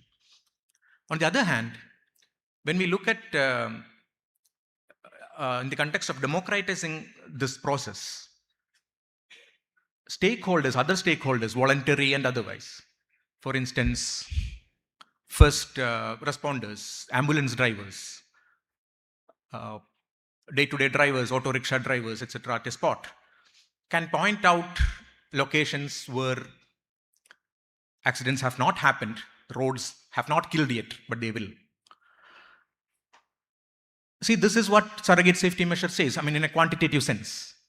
But before, so on our road network, we should be consulting democratically to first level. Of course, there's a higher level of road prediction, crash prediction modeling, which we can do. But perhaps more straightforward and more easier approach is a democratic consultations where we could have survey mechanisms that tell us, that point us to dangerous loads, and on these dangerous locations, once identified, it's not needed that an accident has happened there, but people point out that this is risky. And we can have surrogate safety analysis. One thing that we have observed from a data collection exercise that we did on a state road in Trivandrum itself is that the near miss events, which were never a crash, there was never a crash, but there were a lot of near miss events. The frequency of near miss events is drastically higher on our roads when we compare to roads of other countries, because our driver behavior is different, our aggressiveness levels are different, our maneuvering skills are different, much better maybe. So what an international agency would call for near miss events, applying their thresholds, we would see that a huge number of near miss events are there on our roads. That's good and bad. Bad, of course, because anything can happen anywhere, anytime, any crash can happen. But good, because it means that instead of relying for a 5-year-old crash data, 5-year-long crash data, we could just hover a drone 1 hour and we would spot enough number of near miss crash events that would tell us what's wrong on a spot. So after the democratic consultation process, if we are able to fly a drone on a road segment which is vulnerable, we'd be very much able to point out that the pedestrians or the shop encroachment or whatever is the issue there, pinpoint, based on conflict analysis. That's where, and who will do this? That's where the institutionalization, the decentralized institution becomes more relevant. A planning not just at the state level, but also at the local body level, so that, this they can have three-pronged approach. I mean, they should look for business as usual planning, for day-to-day multimodal integration, etc. They should look for safety, and they can run such exercises, keep running such exercises if there is a team at, let's say, every municipality, every corporation, every panchayat. And see, once we have this, I think it'll be more quantifiable where to invest more for safety. The third aspect of this decentralized institution building, what these teams should focus on, is resilience, or let's call it evacuation preparedness, let's call it humanitarian logistics, let's call it whatever. What I mean is pre-disaster, post-disaster transport operations. Now here, we have faced disasters, we have faced different social, cultural problems. What if such decentralized institutions are present, they can year long try to identify shelter locations, try to identify the origin point locations. Where will people move from? Where will people move to? Where will not people move from? Where will not they move to?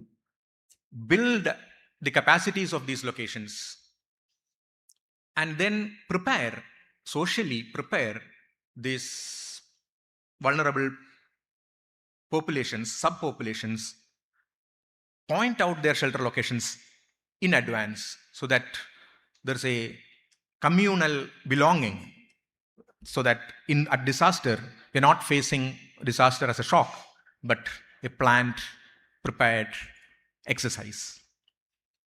So yet another aspect of it is identifying the critical links of our transport infrastructure, which has to be retrofitted in advance, which we have to prioritize for retrofitting.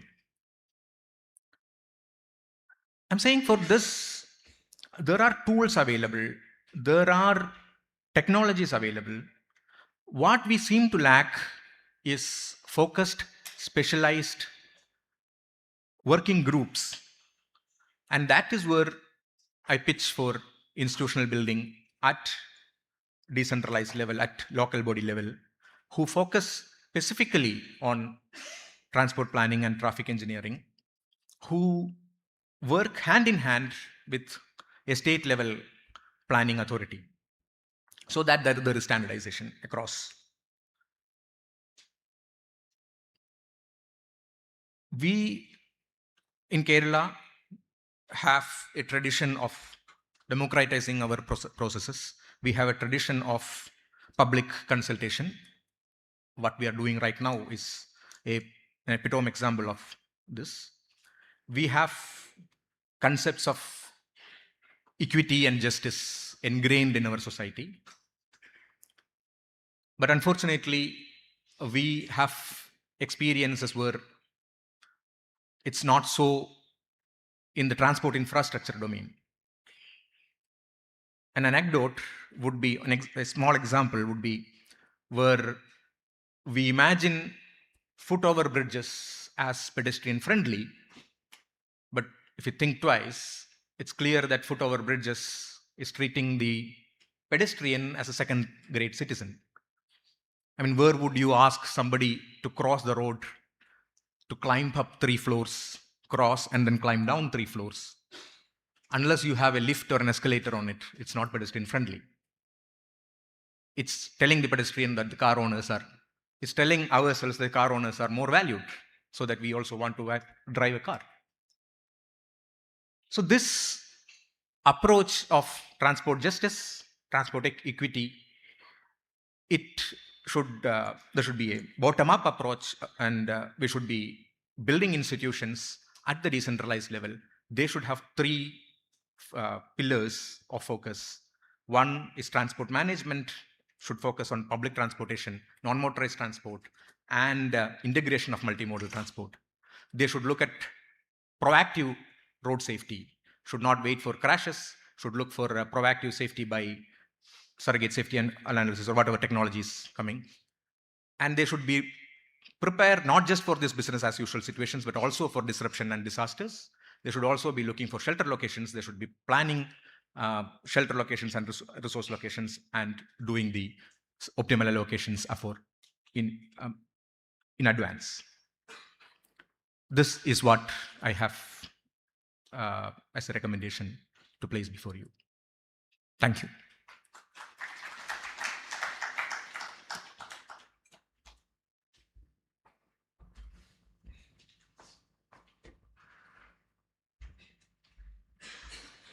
Professor Fapadner was speaking about the decentralized and participatory planning in transport in Kerala. We have 3 more presentations, including that of Mrs. Geeta Pillai. She is the Chief General Manager, Transport and Airport, City and Industrial Development Corporation of Maharashtra Limited. Please.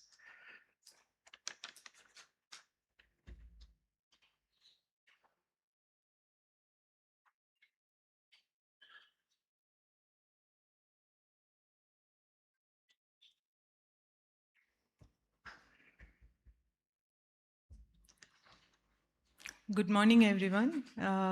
Thank you so much.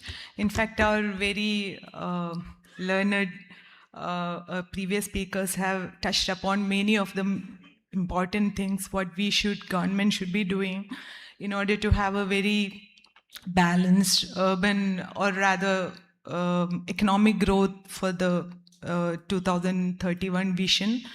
And what I would like to show you is some of these things what we have already done in Navi Mumbai, and how maybe those we have experienced failures, we have experienced success, both. So maybe over the last 50 years, how Navi Mumbai has developed, and what are the lessons we have learned, and maybe how those can be adopted or translated into what we are planning in Kerala. That's what my basic presentation is all about. So if you see, Navi Mumbai was conceptualized. It is a part of the Mumbai metropolitan region, which is quite a big, very large regional development authority. It's like, it's a huge area, 6,000 square kilometer, with a future predicted population of 35 million for 2030. So you can imagine the kind of pressure what the urban area is dealing with. So the basic idea of developing Navi Mumbai or conceptualizing Navi Mumbai in 1970 was how to decentralize the growth of Mumbai, or rather as a counter magnet, how to shift the development towards the mainland from the island city. So that is how Navi Mumbai was conceptualized, and CIDCO, the City and Industrial Development Corporation, it was formed as a urban development authority for Navi Mumbai. So the area of Navi Mumbai is 344 square kilometer, and this you can see the area how the MMR is, and how Navi Mumbai is almost at the geographically at the center of this Mumbai metropolitan region. And now how this, so the vision of Navi Mumbai itself, today we speak about transit-oriented development, but in 1970, somebody thought about how the city should develop along a mass transit corridor. Maybe at that point of time, metro was not a thing, so it was along a suburban rail corridor. It is a string of around 14 nodes along the suburban rail corridor. You can see on the left side, it is Mumbai, the island city of Mumbai, and the right side across the creek. Mumbai is a very waterlogged city, and we have these creeklets, like here maybe what you call similar to backwaters, maybe the sea is coming into the land. So the Navi Mumbai is located right across the creek, and which is towards the Pune side. So if you see, Navi Mumbai falls between Mumbai and Pune, which are the two most important urban centers of Maharashtra. So the main important part about this development is that there was absolutely no funding from the state government, though CITCO is an organization formed under the state government, but it's a purely self-financing model of urban development. We were just given raw land. There was nothing there, only maybe some 95 small fishing hamlets. Otherwise, there's absolutely nothing.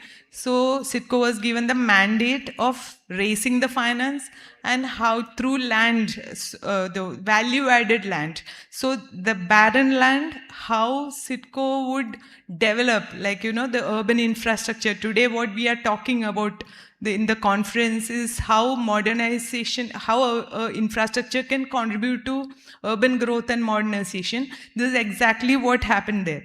So the mandate, we used to develop the land, we put in infrastructure, we put physical, social infrastructure, roads, connectivity, and then the value of the land will go up and we sell it, generate the revenue, and then that revenue is plowed back into the urban development. So this is exactly how we did.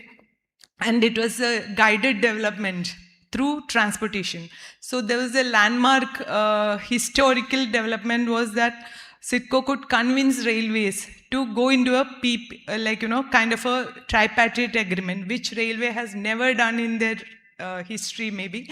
So we said that we will put in the money for development, 67% we'll put, you bring in the rolling stock, and then in lieu of that, we will take a percentage share of the revenue in the form of surcharge. And also we got the development rights over the railway stations. So where we would develop commercial complexes and generate revenue out of it. So you can see 50 years back itself, that kind of funding model, what we are talking about today, happened here.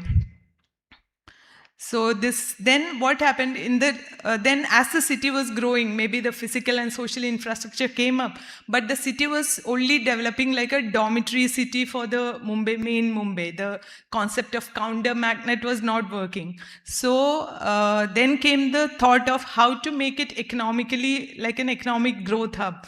So the thought of having a second airport. There was a lot of talk going on for the Mumbai metropolitan region, how the traffic demand is not being able to be served by the existing Mumbai airport.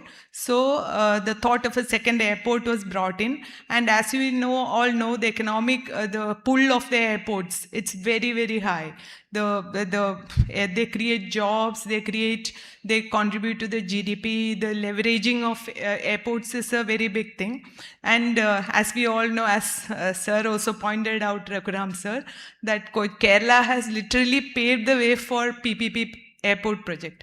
So the Cochin airport is a glowing example of how PPP could be made successful in airports. So that was again replicated in Delhi, Mumbai, Bangalore, Hyderabad, and Navi Mumbai was one of them. And it's a purely greenfield airport.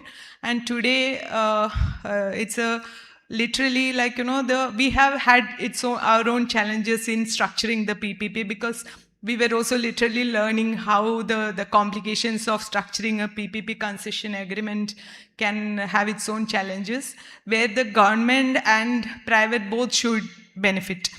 But today, after a lot of challenges, the airport has become operational, and now suddenly you can start the shift of economic growth towards Navi Mumbai. What was just a dormitory kind of town has started becoming very, very very attractive for the offices and commercial, the businesses.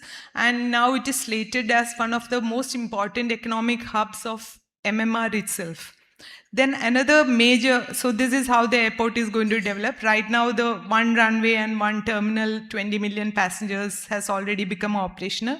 And now by 2037, it is slated to handle 90 million passengers and 3.25 million tons of cargo. So together, Mumbai and Navi Mumbai airports, it is the first urban dual airport system in the country. So both together, it will handle 150 million passengers by 2037. So in fact, Maharashtra has already started thinking of a third airport for Mumbai. So that's another story. Then the second major trigger for economic growth in Navi Mumbai is the Jawaharlal Nehru Port which is, as we all know, it's one of the most important container ports of the country itself. With a 10 million capacity projection, it is, and it has its own port-based SEZ, which is developing in a very, very fast pace. So these two triggers, we are expecting that with these two economic triggers, the city of Navi Mumbai will become a very different kind of growth hub in the next for the next 50 years.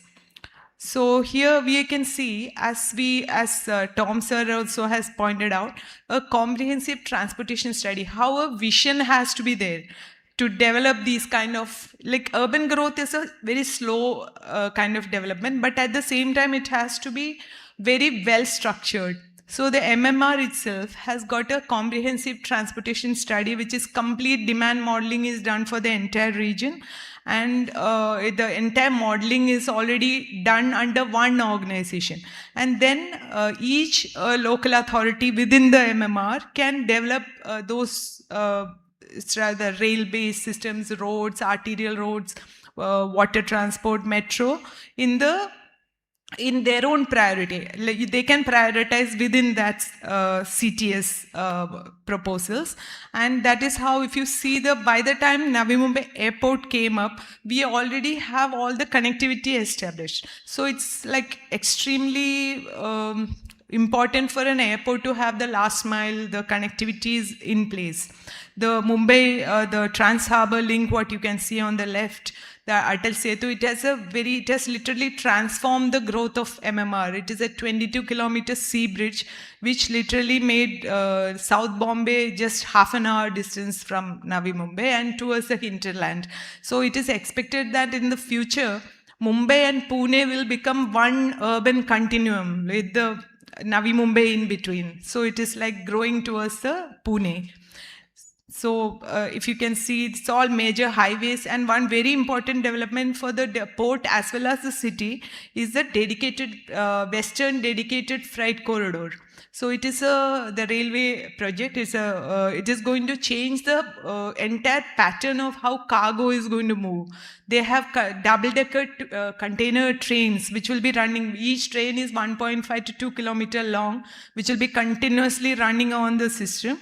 And where the loaded trucks can go in, go out, and they can just be loaded and they can just roll out at points. So which will ultimately take out the cargo traffic from the roads and relieve the congestion on the roads. Where we have failed, and maybe Kerala can look at it, that is that our cargo truck parking areas are very, very less, and we have literally falling short. The city has grown and we have no place to park the trucks. So these are the kind of things which we have to think about. So this is another, this is as per the comprehensive transportation study, there is a metro network envisaged for the entire MMR. So here the Navi Mumbai metro, everything is part of that network, which is implemented one by one.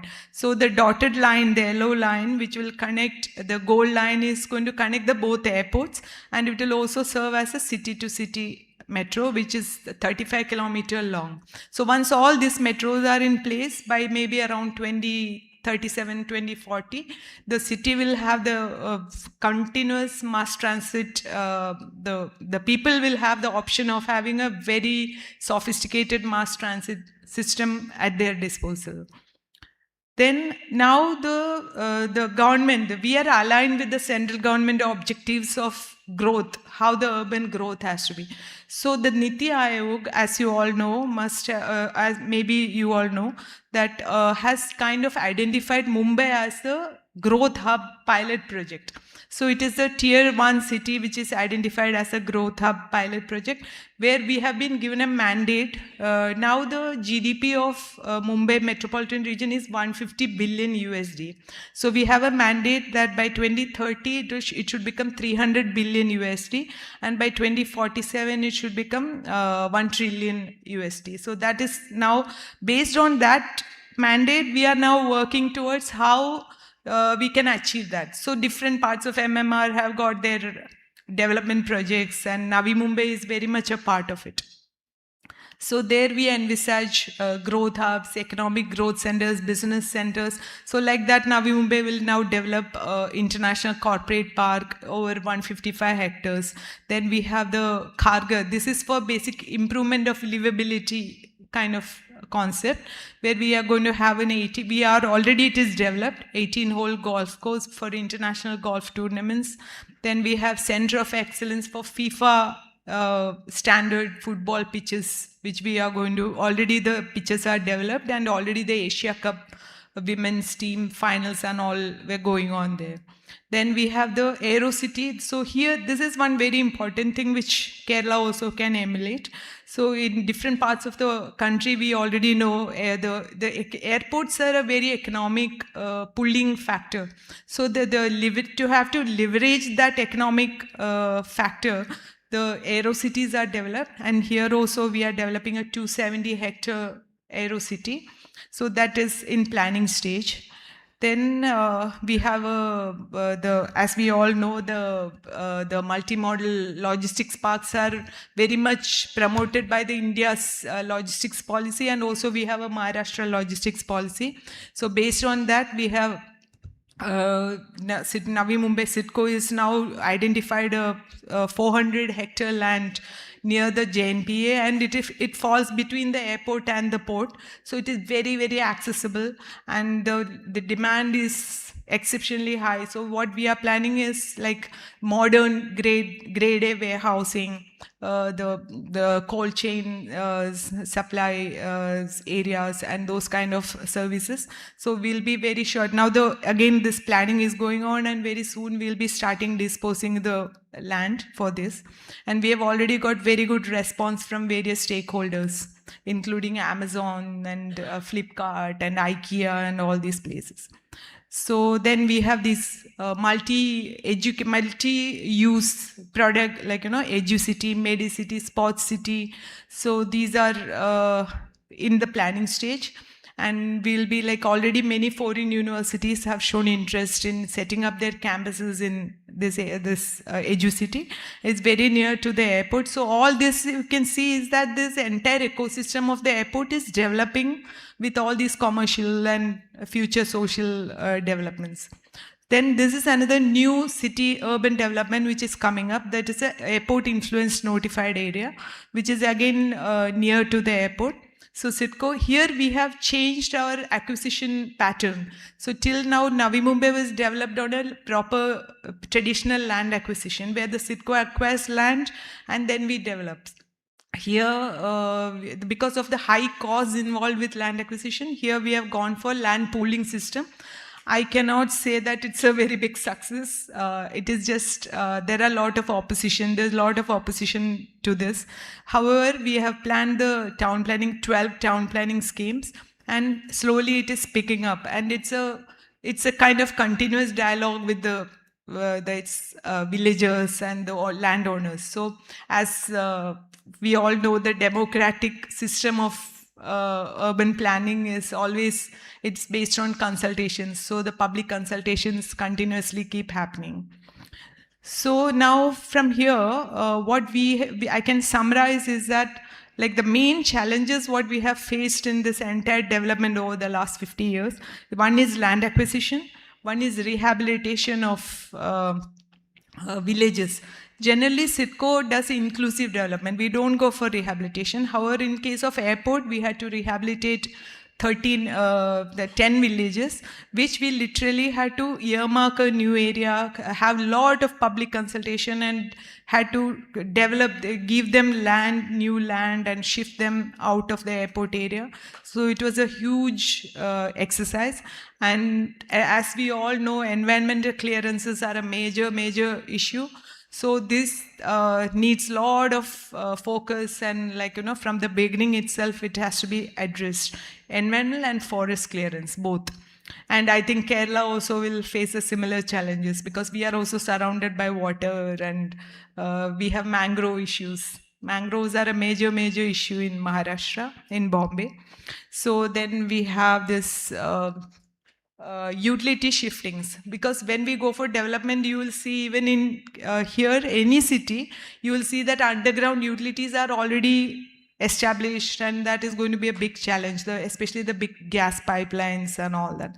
And then, and last and most important is the financing. How do we finance? Though we have experienced and maybe we have explored different ways of financing, still the major challenge is that the CTS, as per the CTS, for this entire CTS to come up, there has to be 5.5 lakh crore investment which is required, the financing which is required, which is literally impossible for a government bodies to generate. So we have again come up with public PPP projects. PPP has its own challenges. So we have to be very careful how we stitch the PPP projects so that our government doesn't suffer.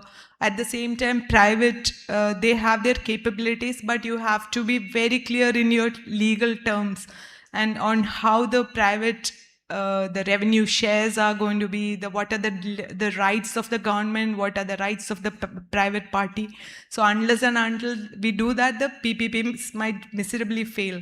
But the central government has a lot of, as Mr. Jain said, the PPP with VGF is the central government is offering a lot of VGF for these major projects, up to 20%. VGF is available for if your project is stitched properly and you are submitting it to the Department of Economic Affairs. So this need of identifying new financing models, that is very, very, I think, the most crucial in the upcoming times. And maybe we are thinking of, like Maharashtra is looking at various options like additional cess, additional development charges. For metro, we have now got a GR which says 1% cess for the metro. Whichever metro is passing through, it will flow into an urban transport fund. A UTF has been formed, and then the UTF will disburse that money proportionately, at what percentage of the road or the metro is running through that particular urban area. If it is running through Navi Mumbai, then we'll get that particular share of that money. So that thing is going on, and it is not yet fully final, but the thought process is very much on, and we are progressing. So from these lessons, we have, we can say that we have learned a few lessons over the last so many years of development. One is seamless connectivity is ultimately the key to development. Without that, we cannot develop these major urban economic growth centers. And political will is very key to the sustenance of these projects. Like, irrespective of the political changes, the projects should not suffer. We have seen in case of Philippines and those kind of countries where the one government will give a PPP project, the next government will cancel it. So that cannot happen. However, in India, in Maharashtra at least, we have not seen that. The airport project was never it never suffered from political changes. So then innovative funding models, which I have already explained, and PPP again I have already explained. But one thing which I see that is lacking, and when I speak to all my friends who are there in Kerala town planning, and generally I have been saying that here we lack the power given to the development authorities is very less, which maybe it's Kerala's policy of giving more importance to urban local bodies. But whatever it is, these kind of developments need very dedicated officers who will literally serve their entire career there. You cannot transfer them, you cannot have rotation. So because I have been working in CITCO for the last 30 years, so for me, this project is key to my career, and I'll put all my efforts to develop that, and we get trained in that. And when we started PPP, no one knew what is PPP in our organization. So literally we have learned it, and now we can literally say that we have successfully implemented a PPP project. So like that, there should be dedicated officers. Like Kerala has several valuable, very brilliant urban planners who have studied at various different colleges, including School of Planning, everywhere. So these people should be focused, and they should be given dedicated tasks of developing these urban centers. And like, maybe as a next step, we should leverage like how Mumbai or other cities are leveraging ports and airports to develop these kind of urban clusters. The scale might be different. The Vizhinjam port is a classic example. It's one of the biggest deep sea water ports we have in India, and it's a transshipment port, so improve the connectivity. You develop an economic zone there. Already in Maharashtra, the Vadhavan port, which is a new port which is coming up, it is huge. Again, it's a natural, very 27-meter draft port. But the government has already declared an economic zone around the port, which will have an airport, the road, the development, the road, arterial road connectivities, how the roads should develop, how the metros will come, how the bullet train is going to be connected with that through the economic zone. All the agencies have been allocated. CITCO will do this, MMRDA will do this. Already those things are in very advanced stage of planning.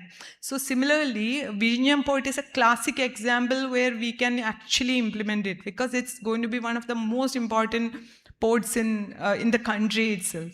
Similarly, Cochin Airport is a very well established. It's growing rapidly. So we can kind of develop the leverage that importance and create small urban aero cities and visually attract businesses. And so similarly, we can explore these kind of innovative funding mechanisms, and the government, if you maybe the thought processes have to change. So with this, you can maybe study more of such national. I'm just giving one example.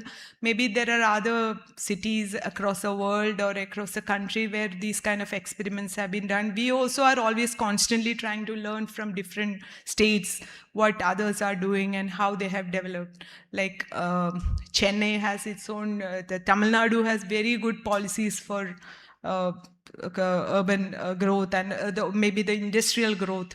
There are other cities which are coming up very nicely with different policies. So the willingness to change the policy and willingness to adapt, I think that way maybe our, since Vision 2031 is being formulated, these important points can be considered, and I'm sure we can go ahead in a much better way. Thank you.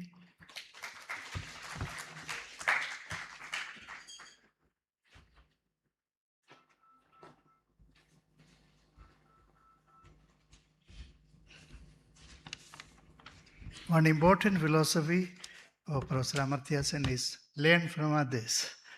We have many things to learn from Bombay. Thank you, Mrs. Gita Pillai. The next presentation, Shantanu Badamkar, President, Association of Multimodal Transport Operators of India. Please.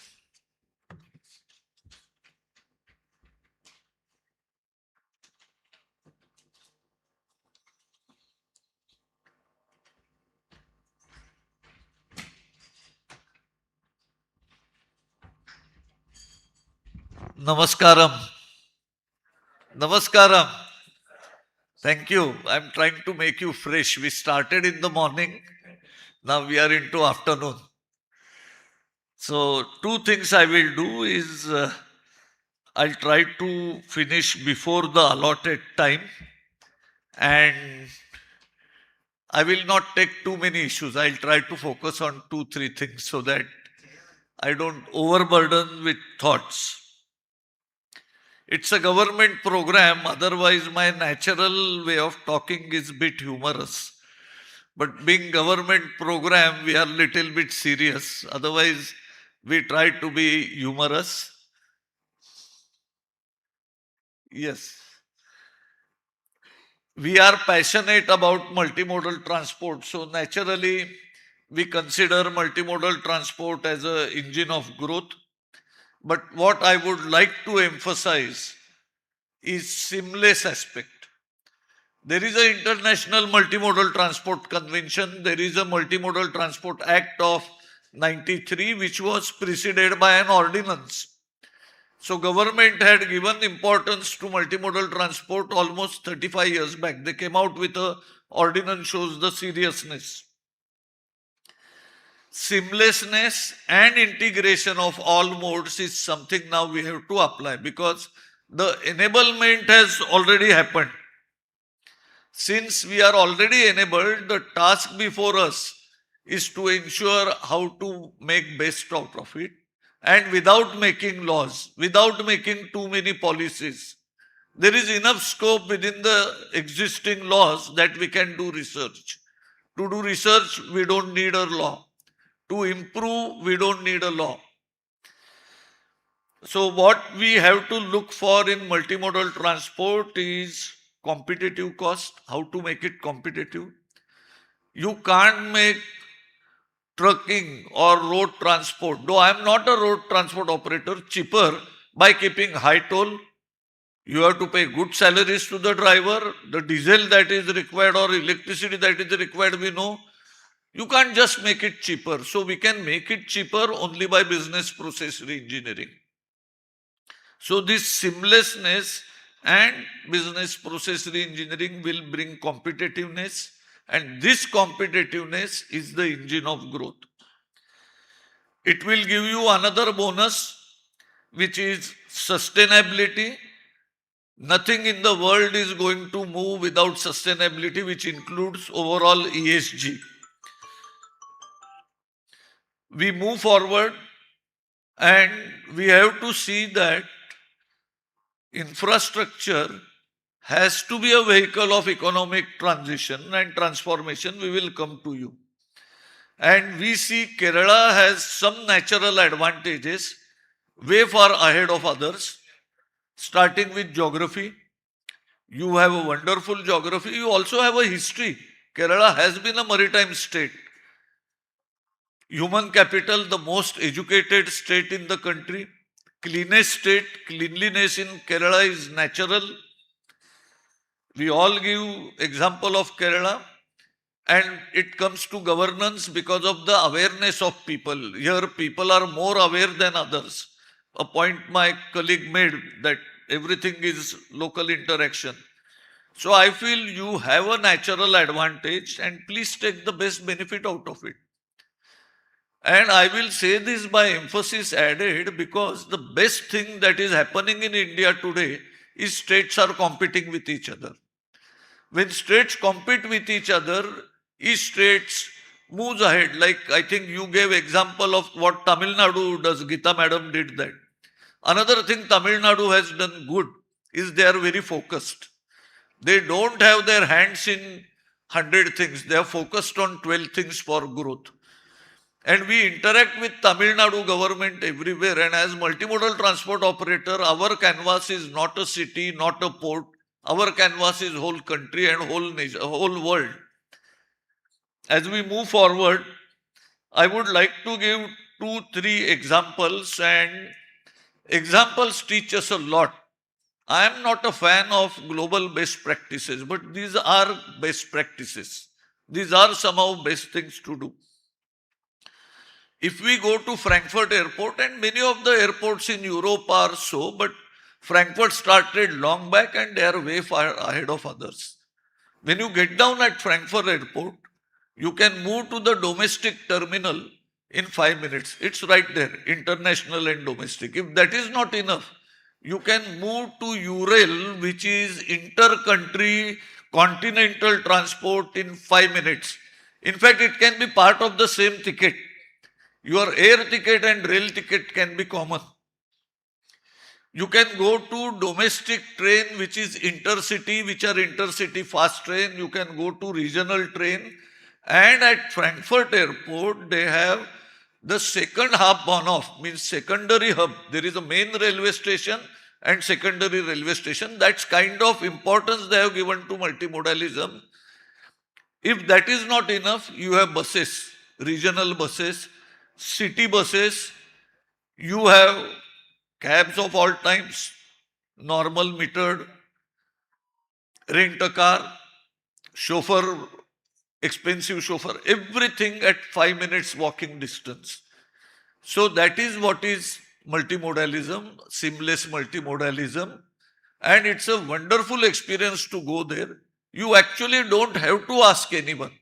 All the signboards and directions are so clear that you naturally go over there.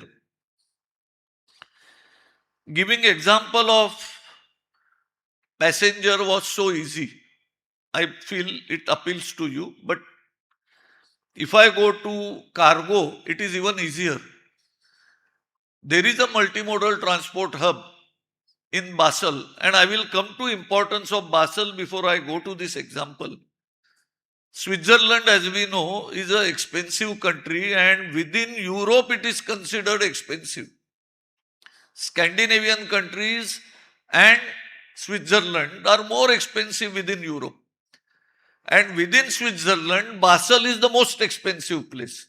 For one, it is a place where you have Bank of International Settlement. So very high cost jobs are created there.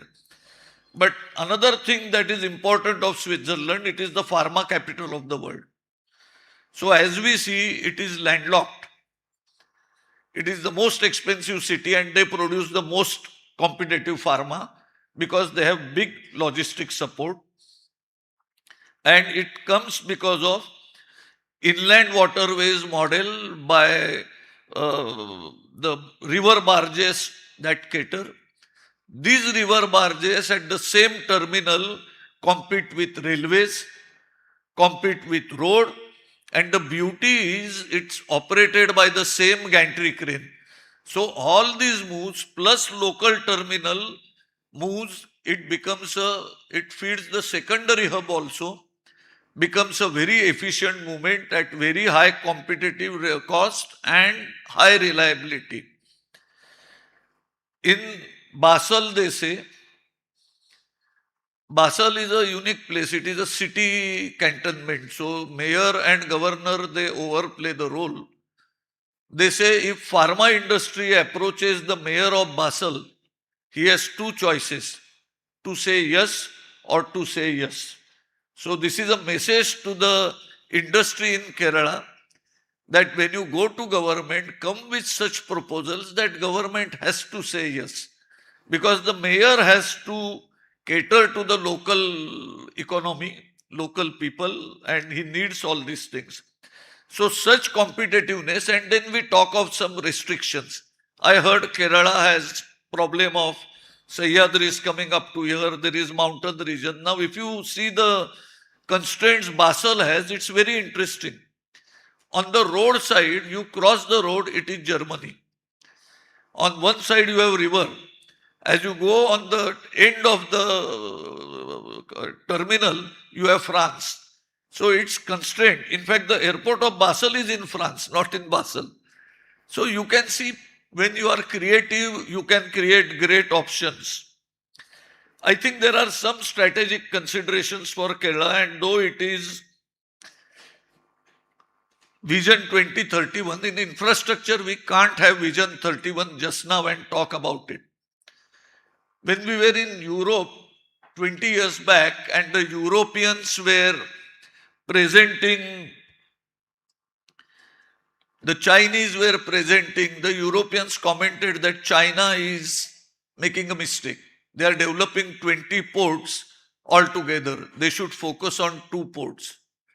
Now we see that even 10 years back, or even more so 15 years back, out of 20 biggest ports in China, of the world, 20 biggest ports in the world, 12 to 14 are Chinese. Out of 10, 8 are Chinese. So they had the plan and they were thinking ahead of the time. So I believe, and not I, everybody knows that when you plan infrastructure, and I think he also said that when the financiers come, they talk about 10, 15 years resilience and your commitment to the plan. They don't look at viability today because nobody can see beyond 5 years. Whereas infrastructure projects start becoming profitable after 10 or 15 years. So when we look at that, we will have to look for 15 years. And when the infrastructure is complete, it should be 10 years ahead of requirement. So at planning stage, you have to be not less than 15 years ahead of requirement. Railways make a big difference, and several my colleagues on the panel have already spoken about it. But what we should look for is unexplored area. Let us not be copycats. Let's look for and add coastal and inland waterways to it. And I am a big fan of self-regulation. Governments need not make more and more laws. If at all they should make law, it is for enablement. Then when we have this roadmap, let's focus on completeness and strengthening multimodal hubs like Vizhingham. Next phase, focus on green logistics. See, these are arbitrary things I have given. You will have to go more granular and detail. It should be ESG given infrastructure. And when we go for the 15th year, we should look for Kerala to have global leadership. Our states are big. Like I come from Maharashtra. If Maharashtra was a country, it would be bigger than Germany and France put together. Kerala is also maybe little smaller by Indian standards as a state, but when we look as the world, Kerala will be a good sized country. So our leadership in Kerala should be global and definitely leader in South Asia and in our region. And we should drive innovation. And when we make Kerala as a benchmark, I have just last two messages before I conclude. Is the PPP model is here and Kerala is one of the first one to adopt it. But there are 2-3 things I want to speak on PPP model is let it not be revenue share driven. Let it not become a real estate game. If you are focusing on growth, the PPP model should be focused on growth, quality and efficiency. When the goal becomes revenue share, the partner also goes for revenue share. If our goal is growth and the worst is real estate model, then everything wrong, including squatting, that people take the place and not use it will happen. So let it, the model from beginning and conception be a growth oriented model, and that will become the biggest hallmark of Kerala and the benchmark model. Thank you.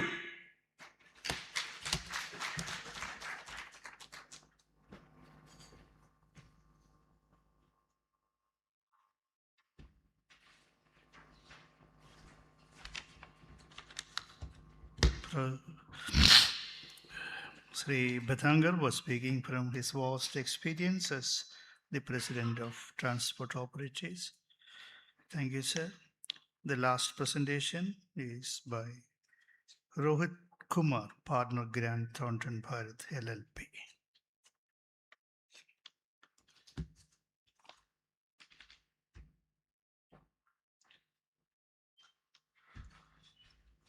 Hi, good afternoon. And I'm cognizant I'm standing between you and lunch. And looking at me, lunch is important for me for sure. So I'll make it quick. I have precisely 9 slides. One more thing, a disclaimer if I may. The speakers that spoke before me were really impassioned about Kerala. Okay, for me, I'm probably not that involved in Kerala as of now. This thing came to me pretty late, and so I've actually had quite an objective view of what you've done over the last few probably months, getting this Vision 31 document together, and so I'm here more as a practitioner who will probably present to you the first principles and how they could be applied to what you've done so far already. So I would probably be more objective. I'm not saying the others will not, but this is coming more from first principles and what I've seen the world seen in a few years that I've been working. Okay. So I'm here to speak on finance. I'm sorry, I don't know if I missed that earlier. I've been a finance practitioner for 25 odd years. My then is you've already had the vision. Now, how do you make it viable? And how do you get money to do that? First principles, again, I said, why is infrastructure important? As simple as the multiplier effect is massive.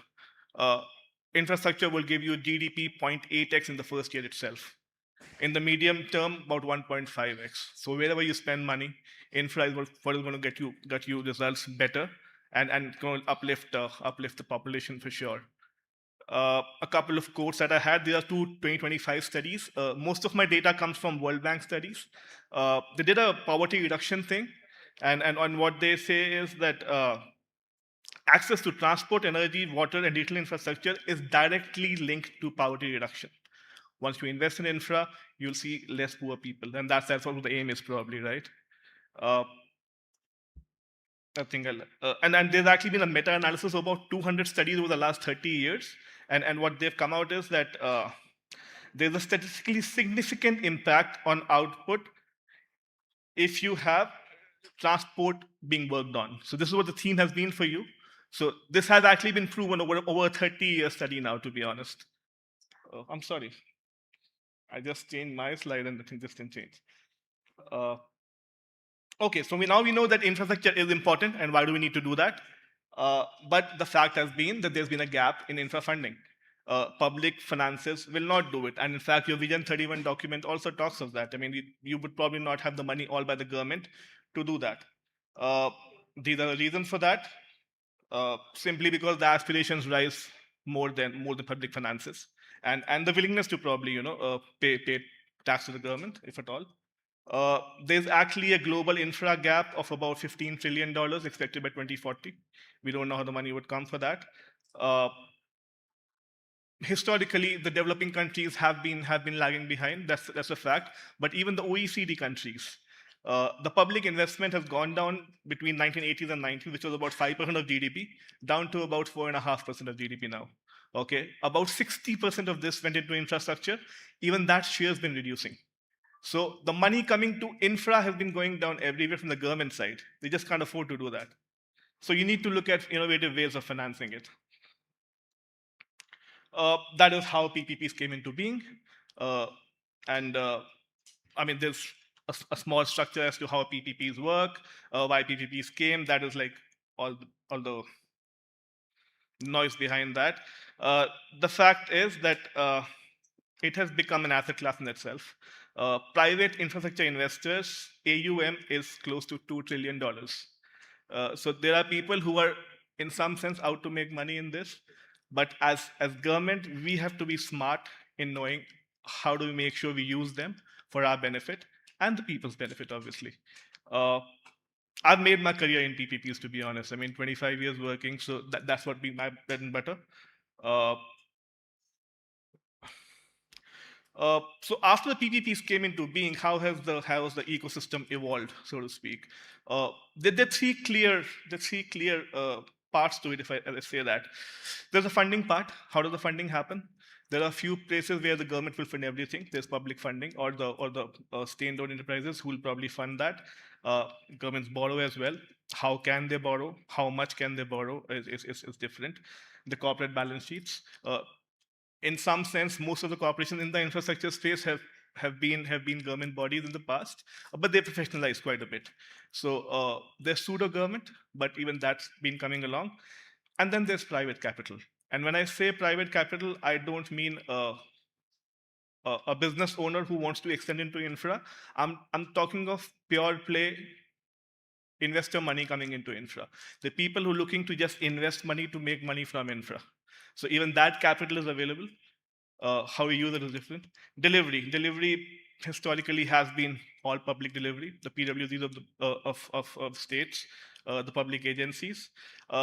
They've been hybrid models. When I say hybrid models, what I believe is the revenue risk is not taken over by the private sector.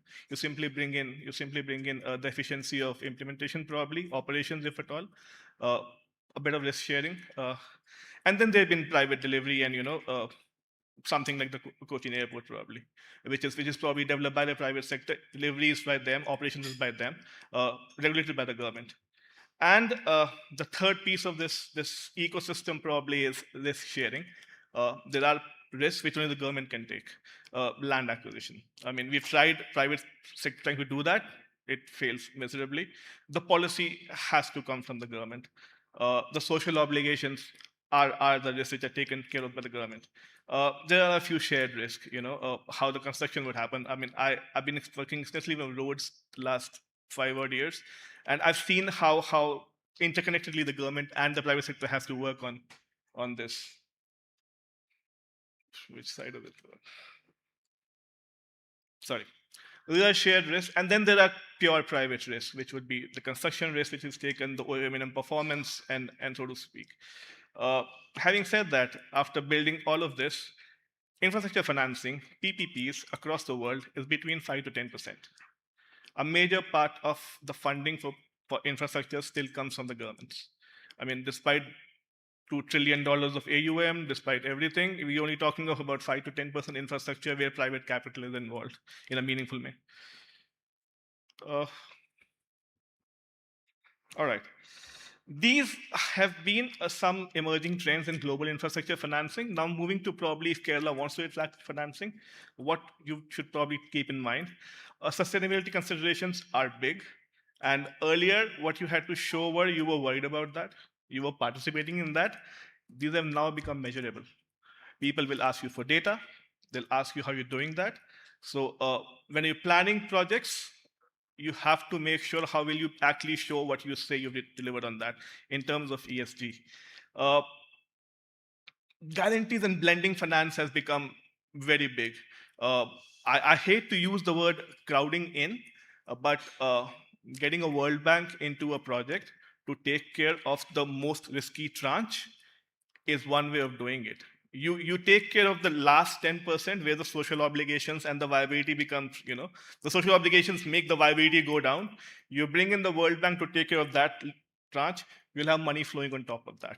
So blended finance is a big thing. I mean, we've all been trying for that for very long, but it is happening in recent times. Primary markets are taking precedence. It could be a function of economic instability in the world, if at all, the bond rates going up, but there's a slew of IPOs. Beyond that, there is participation from people like you and me into what we speak for. I mean, I was just reading while sitting there, Kerala actually offers you 77 paisa premium to your power if you were to opt to buy green power. The state board will charge you 77 paisa extra for each unit of power if you say, I only want green power. How many of us would do that? I was trying to look at numbers. They are insignificant to even be recorded anywhere, to be honest. So, but the generation coming after us are interested in this. They would probably put the money where the feelings are. Tap it. Go directly to people and they'll probably provide you funds. IndusInd Bank offered a FD at 1% lower rate, saying we'll only give this money to green projects.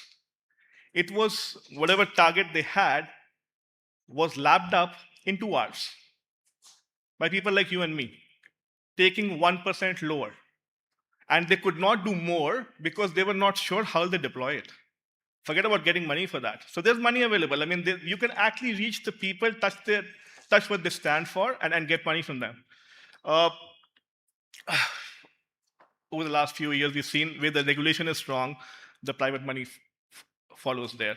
Where the project prep quality is good, the money follows there. So in case Kerala wants to have money flowing in from across the world, you need to have good regulation. I mean, you cannot have people bringing up laws after 5 years or going retrospective or something.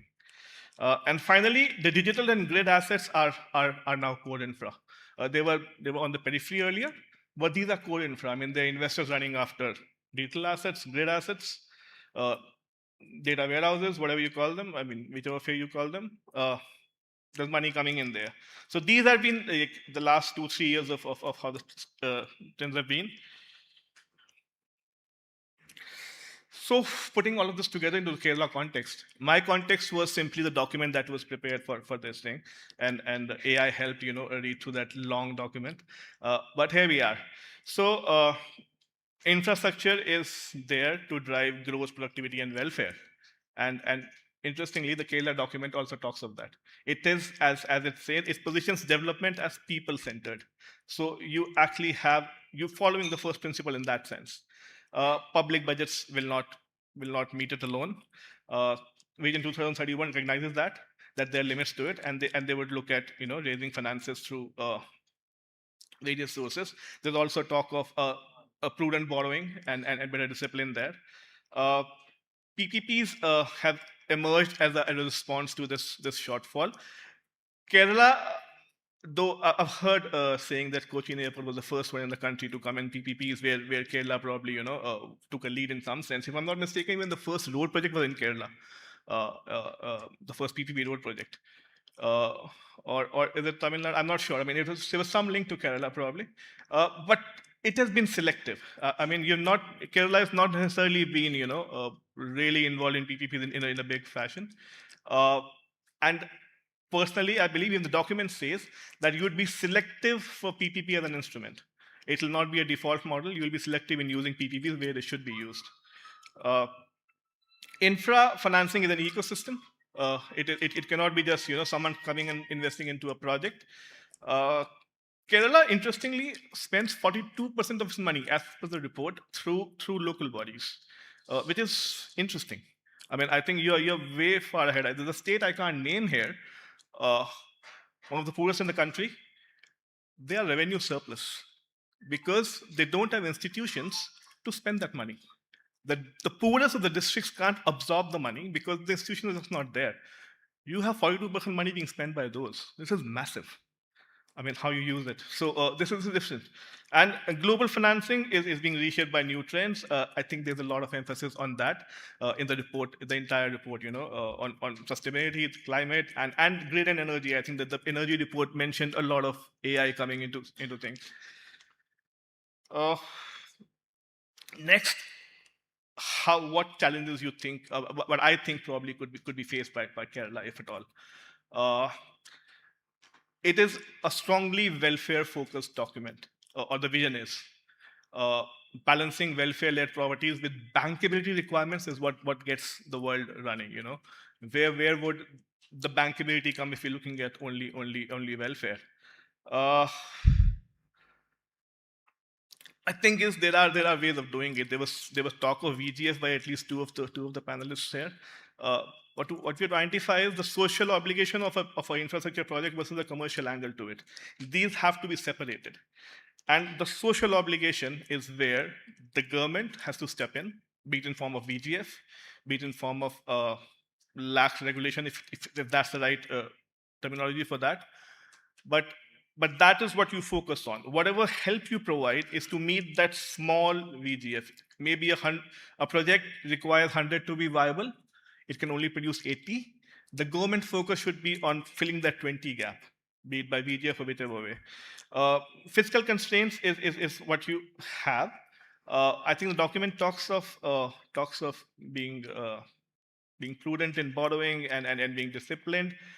There's a real challenge there, because the financiers will expect there'll be flexibility in user charges at some point. In case the project were going down, you can raise that, or to meet up the gaps. Where the welfare angle would probably prohibit that from happening. This is a tussle that will face all through. I'm not sure there are easy answers to that, but maybe better contracting could help. A principled approach, a consultative approach. Someone also spoke prior to me saying, don't have everything straitjacketed, don't have everything fixed. Let there be a consultative approach to getting things done. PPP capacity. Don't please run after PPP numbers. Don't say I have 100 projects, 150 projects, 200 projects. No.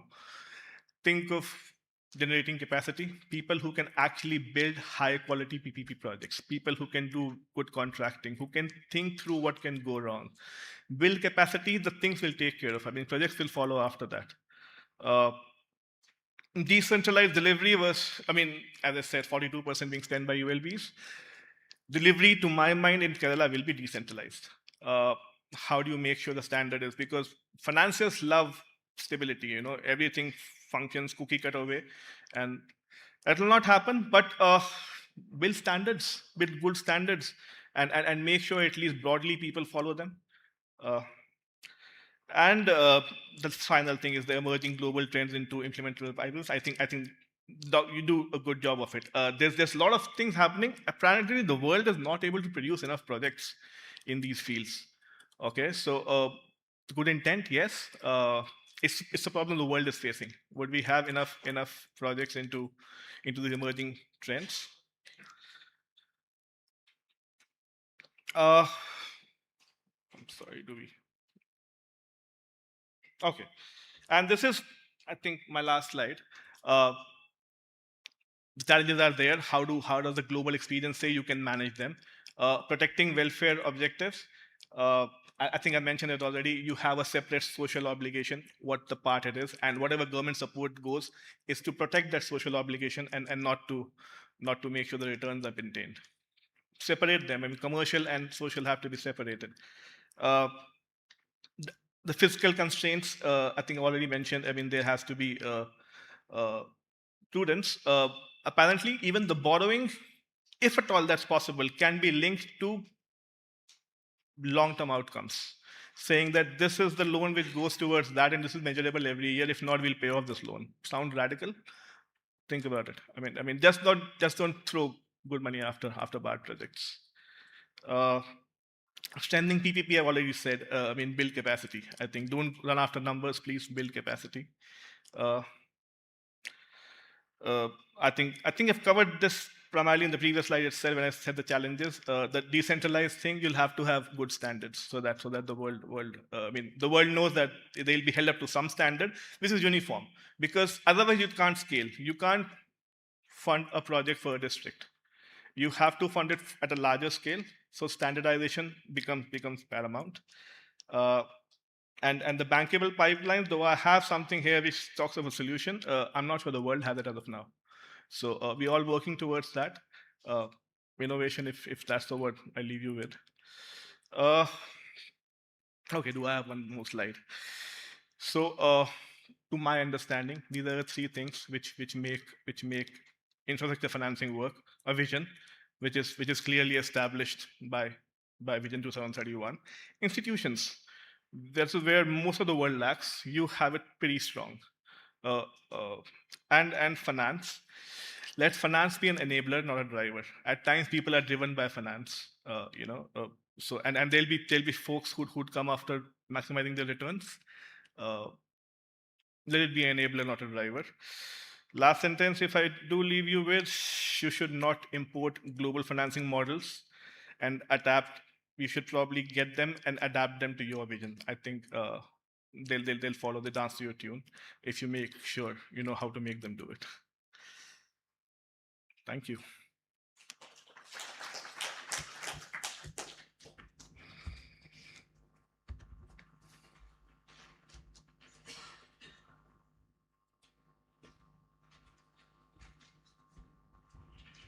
That was a presentation from the perspective of a private corporate firm with societal commitment. Thank you, sir. Our session is scheduled to be concluded by 1 p.m., but that will be very unfair. Without some question and answers, this dialogue will not be meaningful.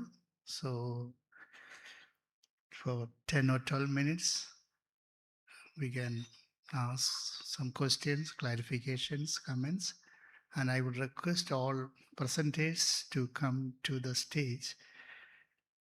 And after that question answer session, our government secretaries, Sri P.K. Biju and Nook Saab, will summarize the reports.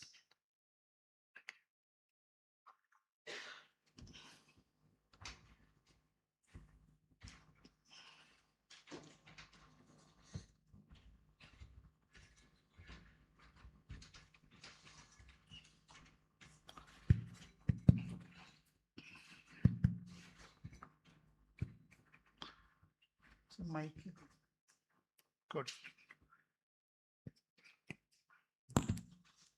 Mike അവിടെ തന്നിട്ടുണ്ട് 2 വശത്തായിട്ട്. Yes, we can begin this session. Questions and answers or clarifications, comments.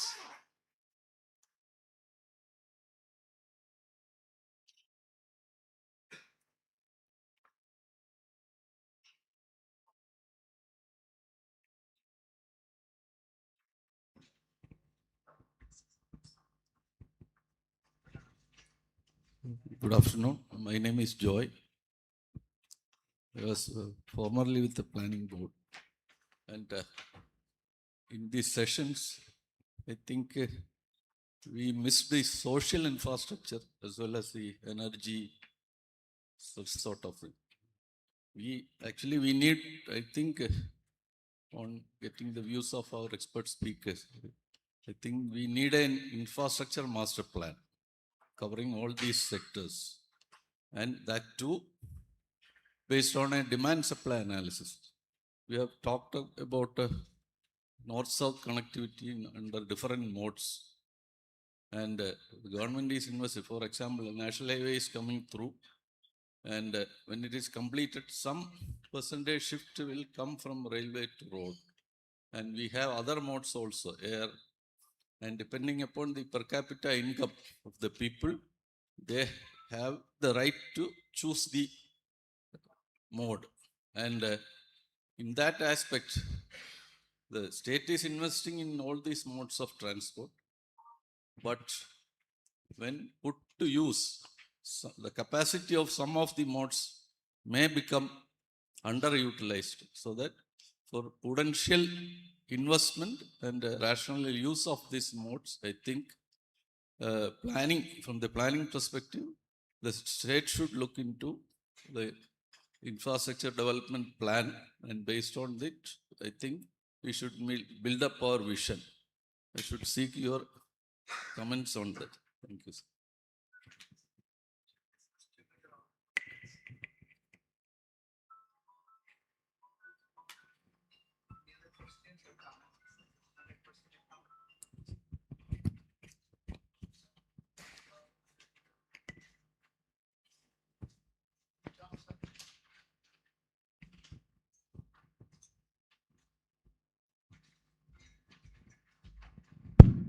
No, this is a very valid point that you raised, and that is precisely one of my first recommendation, to have a state level demand model. Many times what happens is people study for one particular mode what is the demand, and in the enthusiasm to promote that mode, many a times, I'm not specifically referring to any particular project here, but all over the country, there is an overestimation happens on that. So therefore, the first step is basically to have a mode independent demand model. That is one aspect. Second aspect is there is a lot of behavioral aspect that is going into. For example, when a new mode is introduced, it may take quite a substantial amount of time for people to change. Basically, people don't want to change. Even if we think, the planners think this is a very optimal model, people may not do that one. So we may have to understand what is the behavioral reason why there is no shift is happening. So these are the two things that I want to put it as a comment on that one. But the point is very valid. That's precisely, we need a like a state level planning body which is independent of any specific mode, but trying to understand what is the travel need, what is the mobility need, and the behavioral aspect that is coming into that one. That's my quick comment on that one. Thank you.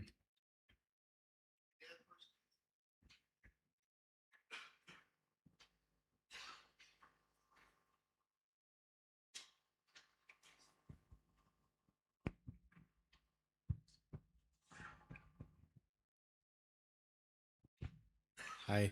The question is for almost all panelists. It was actually quite heartening to hear that we need to look at the entire state when we are keeping the development. I think most of the presentation was focused on that area. We're looking from a state perspective and not from a single mode. It has to be multimodal, entire state. We're taking it comprehensively.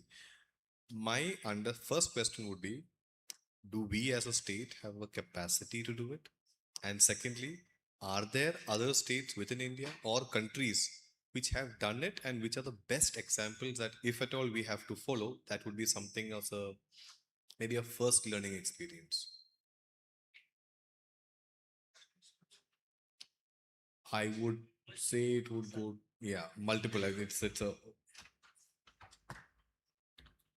Yeah, thanks for the question. I already gave example of Basel. That is a classic case where multimodalism has enabled Basel to be a pharma industry capital. And if Kerala has limitations, Switzerland has far more limitation. Their terrain with mountains, hinterland, their gateways come from either Antwerp or Rotterdam, which are different countries. They are bordering other countries and they become secondary hubs. So there are classic cases, and that is why United Nations has a convention for multimodal transport. And interestingly, I think gentleman here referred to the society also.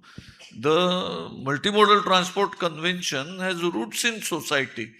The origins of multimodal transport convention, good 25 years back, was enabling the smallest manufacturer, smallest trader to have the same advantage hinterland like somebody next in the port and a big operator has. So it has been addressed. We can have more deliberation. We can have granular discussion. Probably every area requires granular discussion. India has different terrain, different products. Every district is different. Why every state is different? When I say every district is different, every taluka or taluk, I don't know what you call in Kerala, every taluka is different. So we will need granular discussion and bring richness out of it. Thank you. I think I have answered you.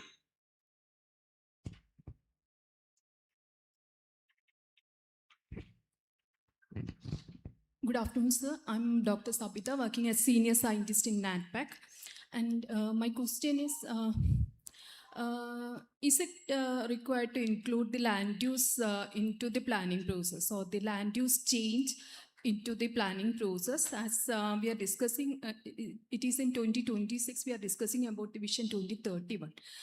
Is it required to, we have to plan a little bit, maybe 2050, or maybe after 25 years, or shall we include the land use change also, as it is happening very rapidly in Kerala?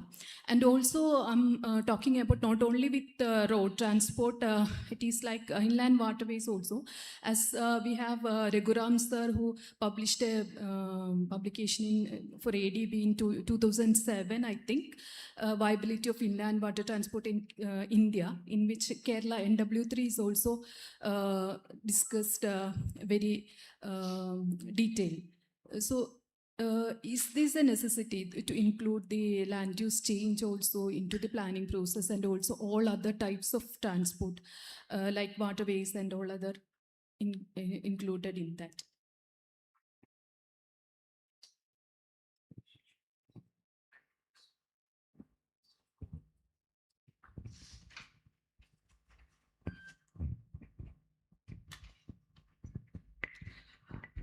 Actually, this is a very valid question. If you see the basics of transport planning, when we learn itself, is a land use transport model, like how land use guides transport and how transport guides land use. What we have experienced from our experience in Navi Mumbai, I would definitely say that a long-term planning and including land use change has to be considered. For example, now the Maharashtra is guided by the unified UDCPR, the Unified Development Control Regulations. So in that, there are some certain restrictions where logistics is permitted, not permitted. So when you suddenly go and do a planning without considering this, you find that, okay, this land use is not suitable, or rather not included in the thinking process or the planning process. So that has to be definitely taken care of. And this, based on this, whatever vision what we develop, and we, as we go ahead, this, the land use, the proposed land uses, what we envisage, along with the what are the multimodal connectivities to be developed along those areas, definitely have to be considered in the master plan, or rather the long-term plan.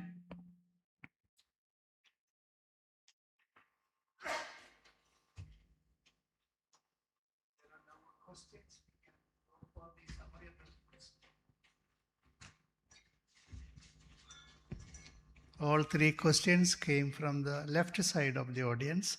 peculiar to Kerala. This. And Sir, one more question I would like yes, to ask. I am also talking about the inland waterways development.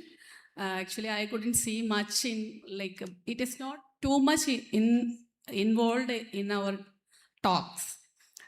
So Kerala has so much resources in water transport development. What I am coming from, Inland Waterways Authority of India, it's a central government organization. We are developing National Waterway number 3 from Kollam to Kottappuram, then beyond up to Kozhikode. What we faced is the infrastructure development we are planning, like bridges or cross structures, whatever it may be. It is taking too much time for completion. Like 5-year we initially planned, but it is lagging up to 20 years. So what happens when the lag comes, all the development in that region naturally delays. So these type of delays may be kept in mind before planning the projects. The another thing is we require a nodal agency for scheduling the houseboat movements or whatever it be, whatever the new water transport is coming in our waterways. Private operators are key, and in Alappuzha region, we require more infrastructure in routing the transport through the waterways, especially these houseboats and cruises. So keeping that, our vision plan must be planned, especially for routing and taking care about the accidents. Nodal agency should be prepared for meeting the accidents. And now no one is responsible if any waterway accident comes in the waterway. These are to be kept in mind. Another thing, queuing of these houseboats and these cruise boats or all the vessels plying in the waterway. The queuing must be avoided, and they must, we must give proper parking for our vessels also, like we plan in the road sector. So these are my humble inputs, and would like to hear about it also. Thank you. Thank you.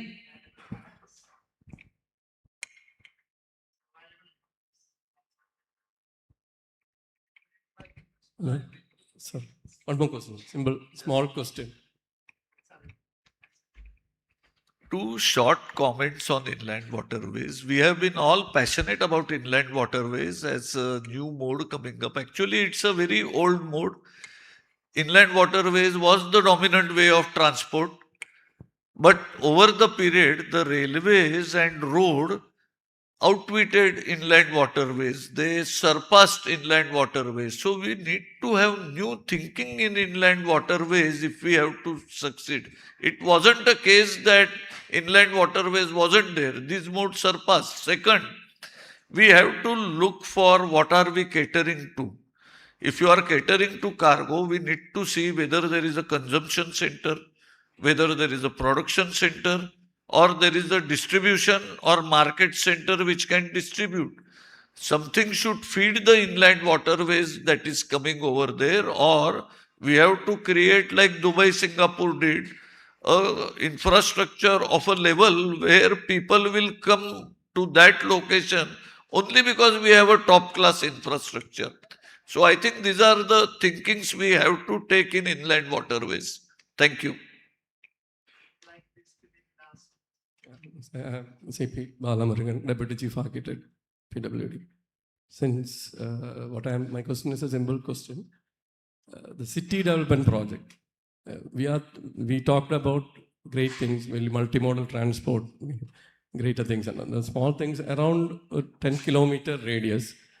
A city like in Cochin, it will take some 5 kilometers to 6 kilometers to travel, to take sometimes more than 2 hours. Since our former city commissioner, Nagaraj sir, because we sat together, we found very difficulty in the sir knows very much because his policemen do the job of city planning. Like we have, madam was telling that transporting, the UMTA is there, Unified Metropolitan Development Authority. those things are not implemented in Kerala. So why those are not implemented also? Just I would like to know. Plus this city development project.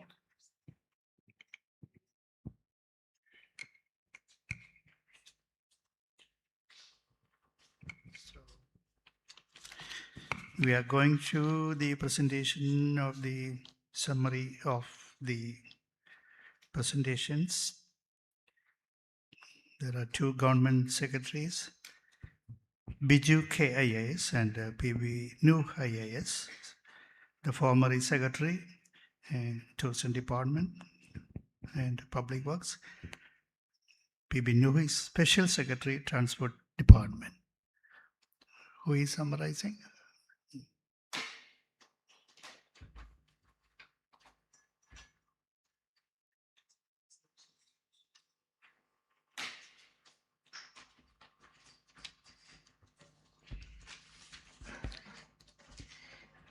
Respected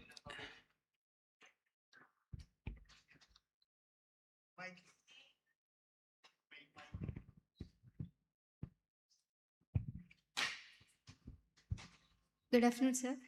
Actually, from morning till now, we have been hearing a lot many words like multi-mode integration and decentralization of the management, etc.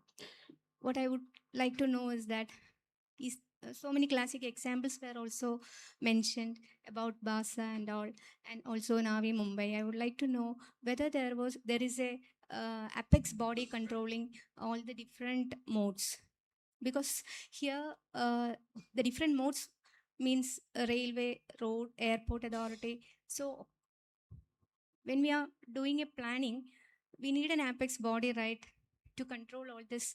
Everything should come under one. Then we have to think about decentralization. So how is it possible in Kerala scenario?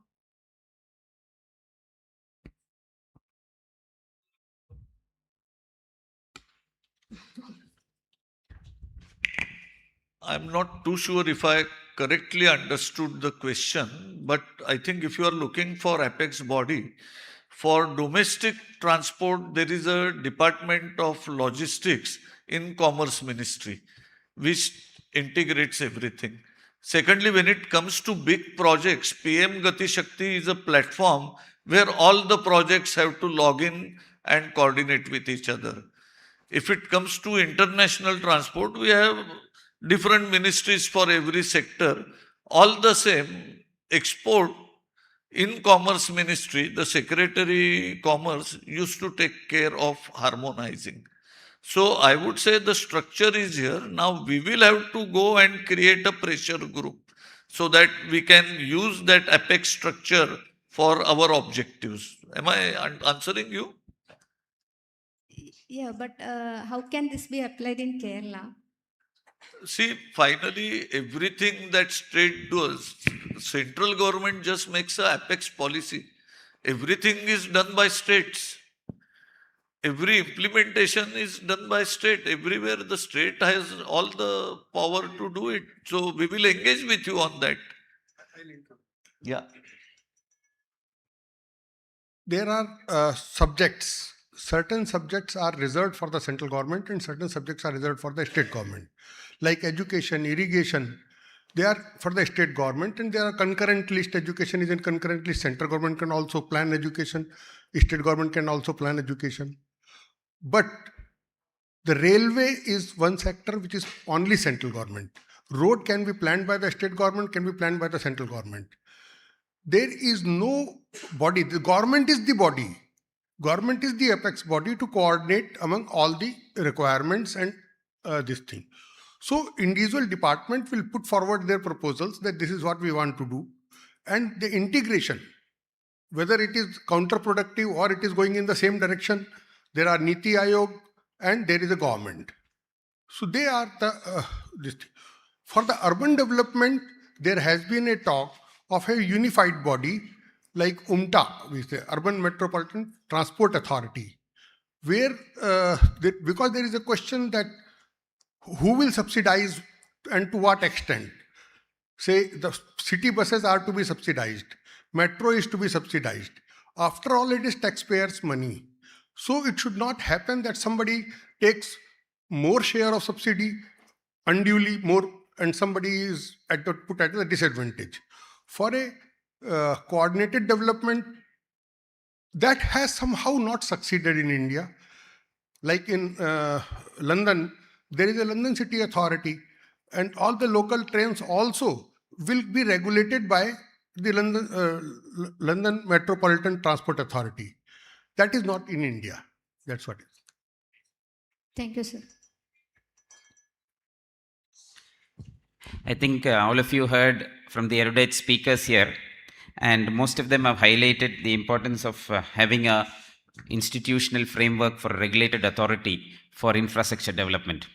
And I would like to acknowledge the leadership of Advocate P.A. Mohammad Riaz, the Honorable Minister for Public Works, Shri K.B. Ganesh Kumar, Honorable Minister for Transport, Shri V.N. Vasavan, Honorable Minister for Ports, for their great leadership in making this program a success.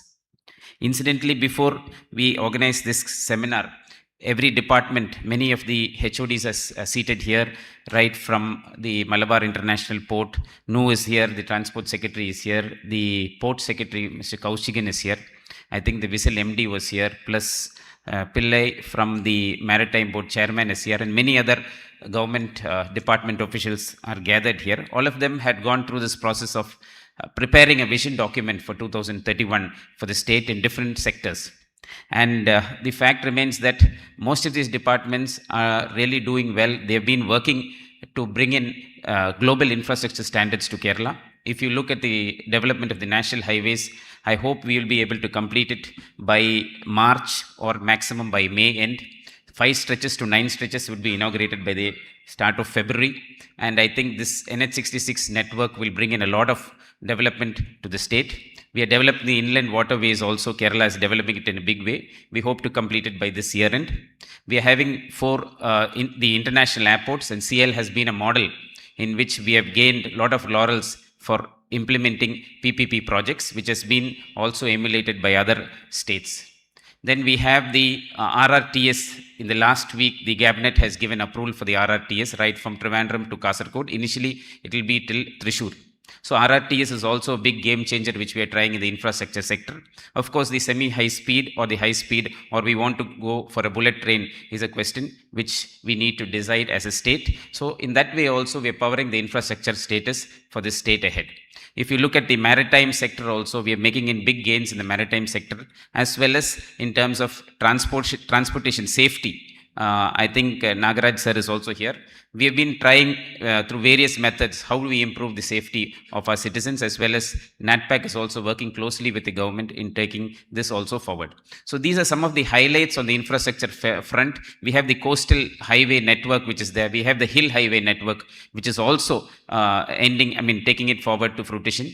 So all these are big initiatives by the government of Kerala in terms of infrastructure which we have taken.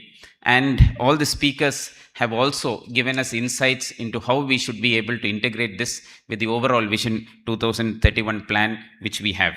And as part of the entire pre-2031 seminars which we had conducted before this event, we have made plans for the future infrastructure growth of Kerala, thereby by improving the economy as well as improving the social standing of the people of Kerala. And this Vision 2031 has given us a greater momentum through the visionary initiative of the government of Kerala in organizing this international conference on development and growth. This conference has provided a global platform for dialogue, bringing together policymakers, technocrats, and industry leaders to share experiences and best practices from across the globe. I would like to point out some interesting and impactful ideas that emerged from this conference. The moderator, Shri Varghese George sir, did an excellent job by guiding the conference, keeping the discussions engaging, well organized, and running smoothly from start to the finish. And also he highlighted the fact that the gradual decrease in resource allocation from the government of Kerala, emphasizing how this trend impacts developmental efforts. He underscored the need for meaningful discussions and collaborative dialogue to better understand these issues and work towards practical insight-driven solutions to strengthen our infrastructure. And Tom V. Matthew sir, who's the head of civil engineering of IIT Mumbai, provided valuable insights into pattern of urbanization in India, noting that it has led to low density urban sprawl, a trend that continues to play a significant pressure on infrastructure systems. So as a state with a rural urban continuum, how we adapt this based on our own needs is the key factor that we should take from his talk. And elaborating on the concept of smart transportation, he outlined its key pillars: safety, security, and environmental sustainability, and multimodal integration, efficiency, and reliability, as well as equity and accessibility. He further recommended the development of a comprehensive travel demand model that leverages advanced technologies and diverse data sources. The concept of reverse capacity was also emphasized, and which could be augmented at the network level. He also highlighted the need of unified planning authority as a need of the hour, as also pointed out in the questions. He also highlighted the need for trained manpower and reiterated the need for a mission zero approach. Professor Raghuram, former professor at IIM Bangalore, presented an assessment of Kerala's performance in the Leeds Index. Noting that the state is in the Aspire category, we would of course move on to the Achievers category. And he emphasized the need for strong institutional infrastructure, highlighted the need for alternative corridors, including an additional rail corridor and an expressway to enhance connectivity and reduce congestion. I think with the advent of the RRTS as well as a new corridor which can be brought out by the semi-high-speed rail corridor, I think we will be moving towards this direction. And the importance of developing a major port in North Kerala, it is already underway. I think the expression of interest has been floated 2 weeks before. Radhakrishnan sir is here, who has good experience in handling the JNPT port in Mumbai. And that EOI, I hope we will be getting good players to develop that port. And Kerala State Logistics Plan 2021, he raised concerns including the low tonnage support capacity of Kerala roads. But with the NH66 and connectivity of the coastal highway and the hill highway, I think that would be taken care of. And as a solution, he pointed out the need for a PPP model.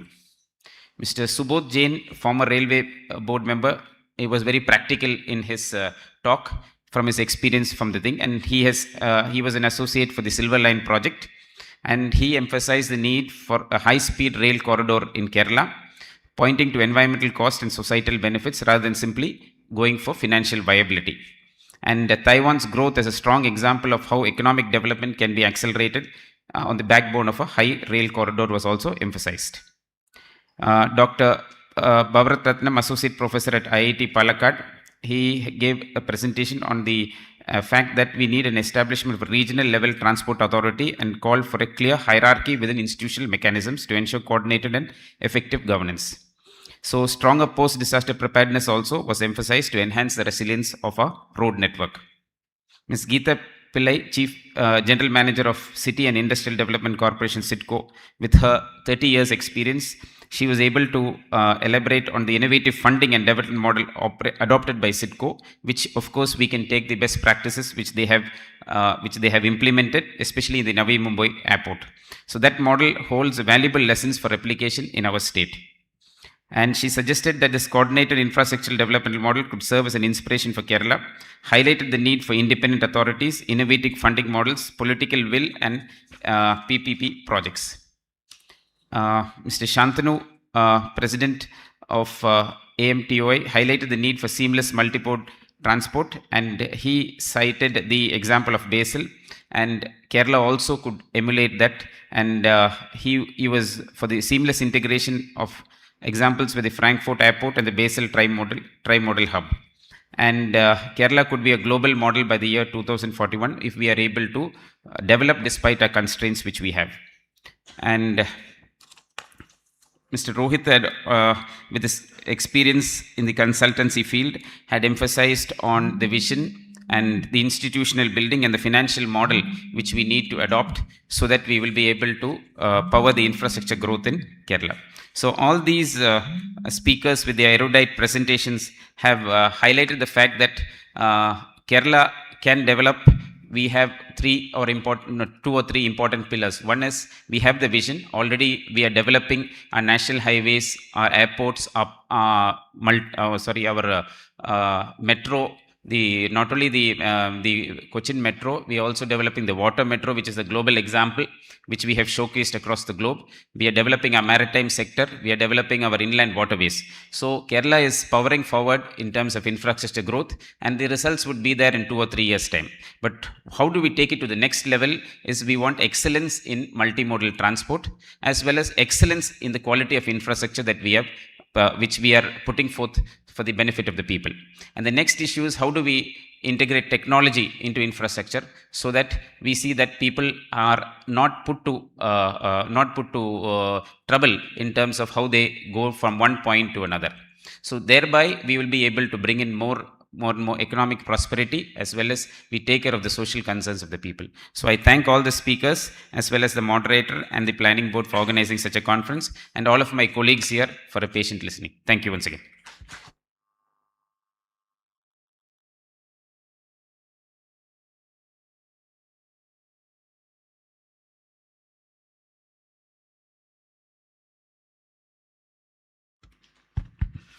Thank you, Sri P.K. Biju, K. Biju, IAS, for the excellent summary of the presentations, and I hope these suggestions will be reflected in the vision document being prepared after the conference. Also, thank you, Kaushik sir and P.B. Nuh for coming here. After the vote of thanks, you are all invited to join us for lunch. And there's a saying that hungry stomachs make their dishes cherished. Mrs. Thanya Nair, Joint Director, Kerala State Planning Board, will propose the vote of thanks now.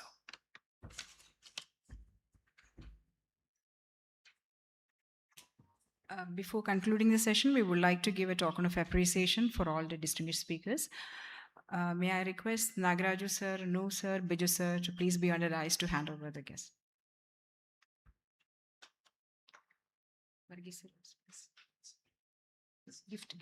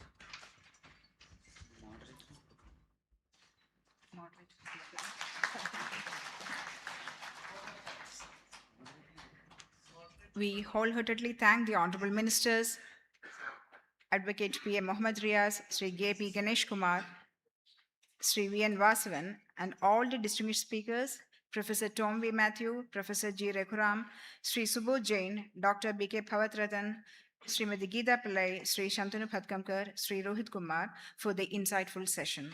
We also thank the respected secretaries, our respected guests, delegates, officials of various departments, Kerala State Planning Board, CDIT, Kerala Public Relations Department, and management of Hotel Hyatt.